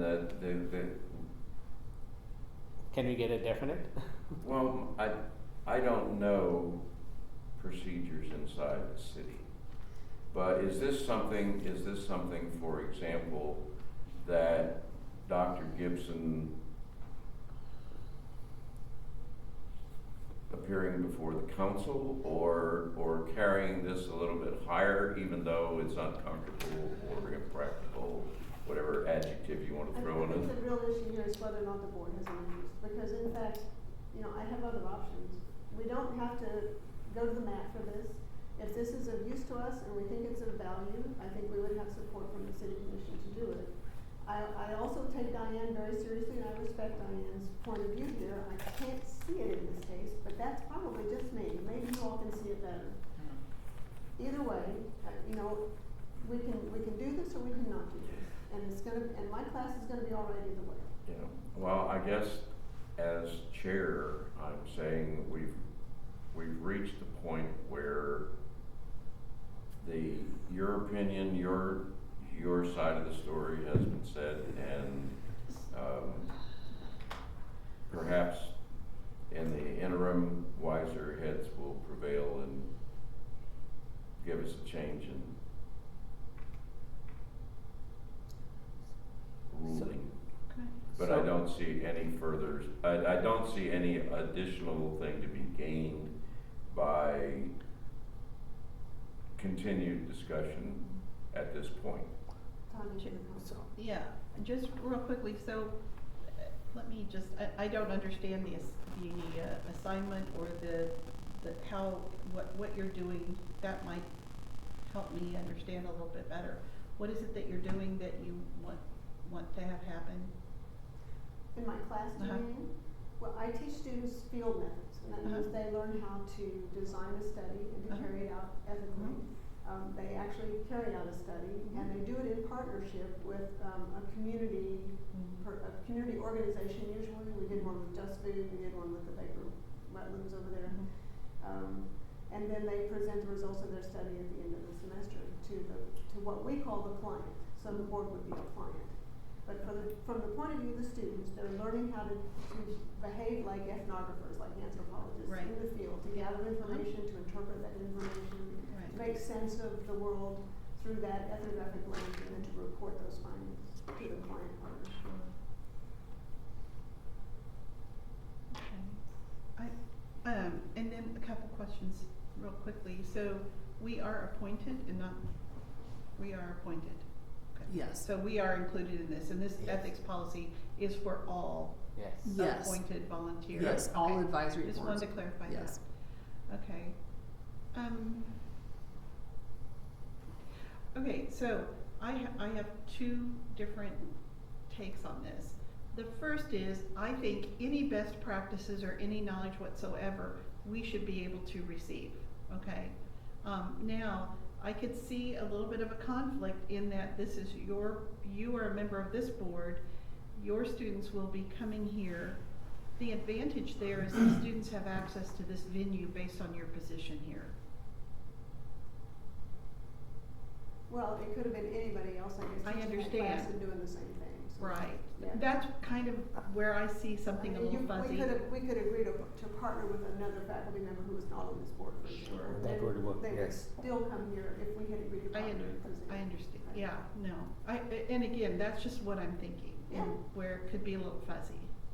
And I certainly, I understand your, Yeah, that Um, seems to fall on the question of whether or not the students will get some unfair advantage.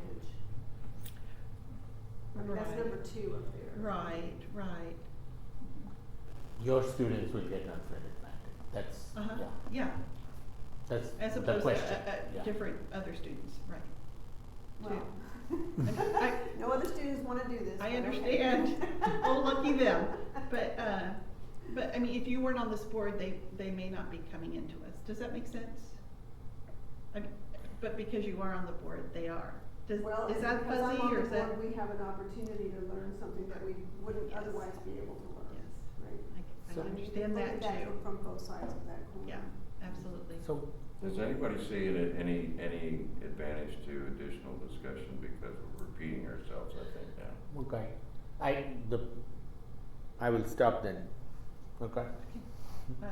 Because I was gonna suggest, the question to ask ourselves is, rather than look through that ethics, which line are we violating, is to ask the question, First or second. if Yeah. the newspaper or the television reported that this was a study conducted by a member from this, how would we feel? And if we can hold that, then absolutely, there's no ethical issues. If there are issues with that, if we have a little doubt, in ethics, the slope is very slippery. If you have a little doubt, you gotta go down. That's the way I would look at it. And I know some of the things I have been doing, I will violate, so I have to not do those things. Are there additional items? Shall we just let this go? So, I think the answer is the agenda item was for you to make your discussion of the class, and we just happened to have the new ethics policy, which goes into effect at the same time the class would be taught, January. And that has just been approved, and we didn't know, it didn't get approved until after we had started all of this. So I see that we have satisfied the agenda item as in we've had the discussion. Had there been no ethical question, then the logical thing would have been to make a vote. And Why is that not logical with an ethics question? Why would the ethics question mean you shouldn't vote? that's a good point. And we can Uh, vote, you can We make can a al- decision. we can always vote and have and be Subject to. overruled. subject to, means, I don't know, is there somebody who will decide if there's a conflict? I guess that's an important question. I mean, what, if there Yeah, really that- is some problem, is there? And I what said if we there's should conflict? decide ourselves, but I don't know that that's, Yeah. that's very clear, the way that this policy is drafted. What's that? who will censor, who will censor? It is somewhat self-regulating. Yeah, And like all things, it's subject to interpretation and the specifics of the facts that you're dealing with. So I'm certainly not the be-all, end-all of the interpretation of these things. I'm just suggesting to you all that I have a concern. The city attorney expressed a similar concern when she and I talked about it based on what we understood. okay. Is there a motion? I'll move that we do the study. And then die for lack of a second. Well, your motion is Then we do the study, that we partner with the study, that the board partner with the study. instead of the second. Is there a second? Second. Yeah. Is there any further discussion necessary? The- All in So favor? Well, I do, yeah, so you're calling it a study, even though it's a field methods exercise? It is a study that the students will design and carry out for the benefit of this board. That's why we think of the board as a client, and they serve the interests of this board, that's their job. I'm comfortable with them making that All right, final any- decision, so. I got it. If you're just sharing information, I don't see the ethical problem. If we're attaching our name now to some official Well- capacity, I gotta vote no. I don't see any wrong So I was with going, this partner. that's what I was gonna Well, ask is, I does it think- have to be sponsored by the board? No, it's not sponsored by the board, it's sponsored by KU and students who pay for their tuition. For the benefit of the board. Well, But, sure. of course. It's a service learning course. That service means they provide a service Recipient. to some community partnership. I still say that Good, get to a vote. Any other discussion?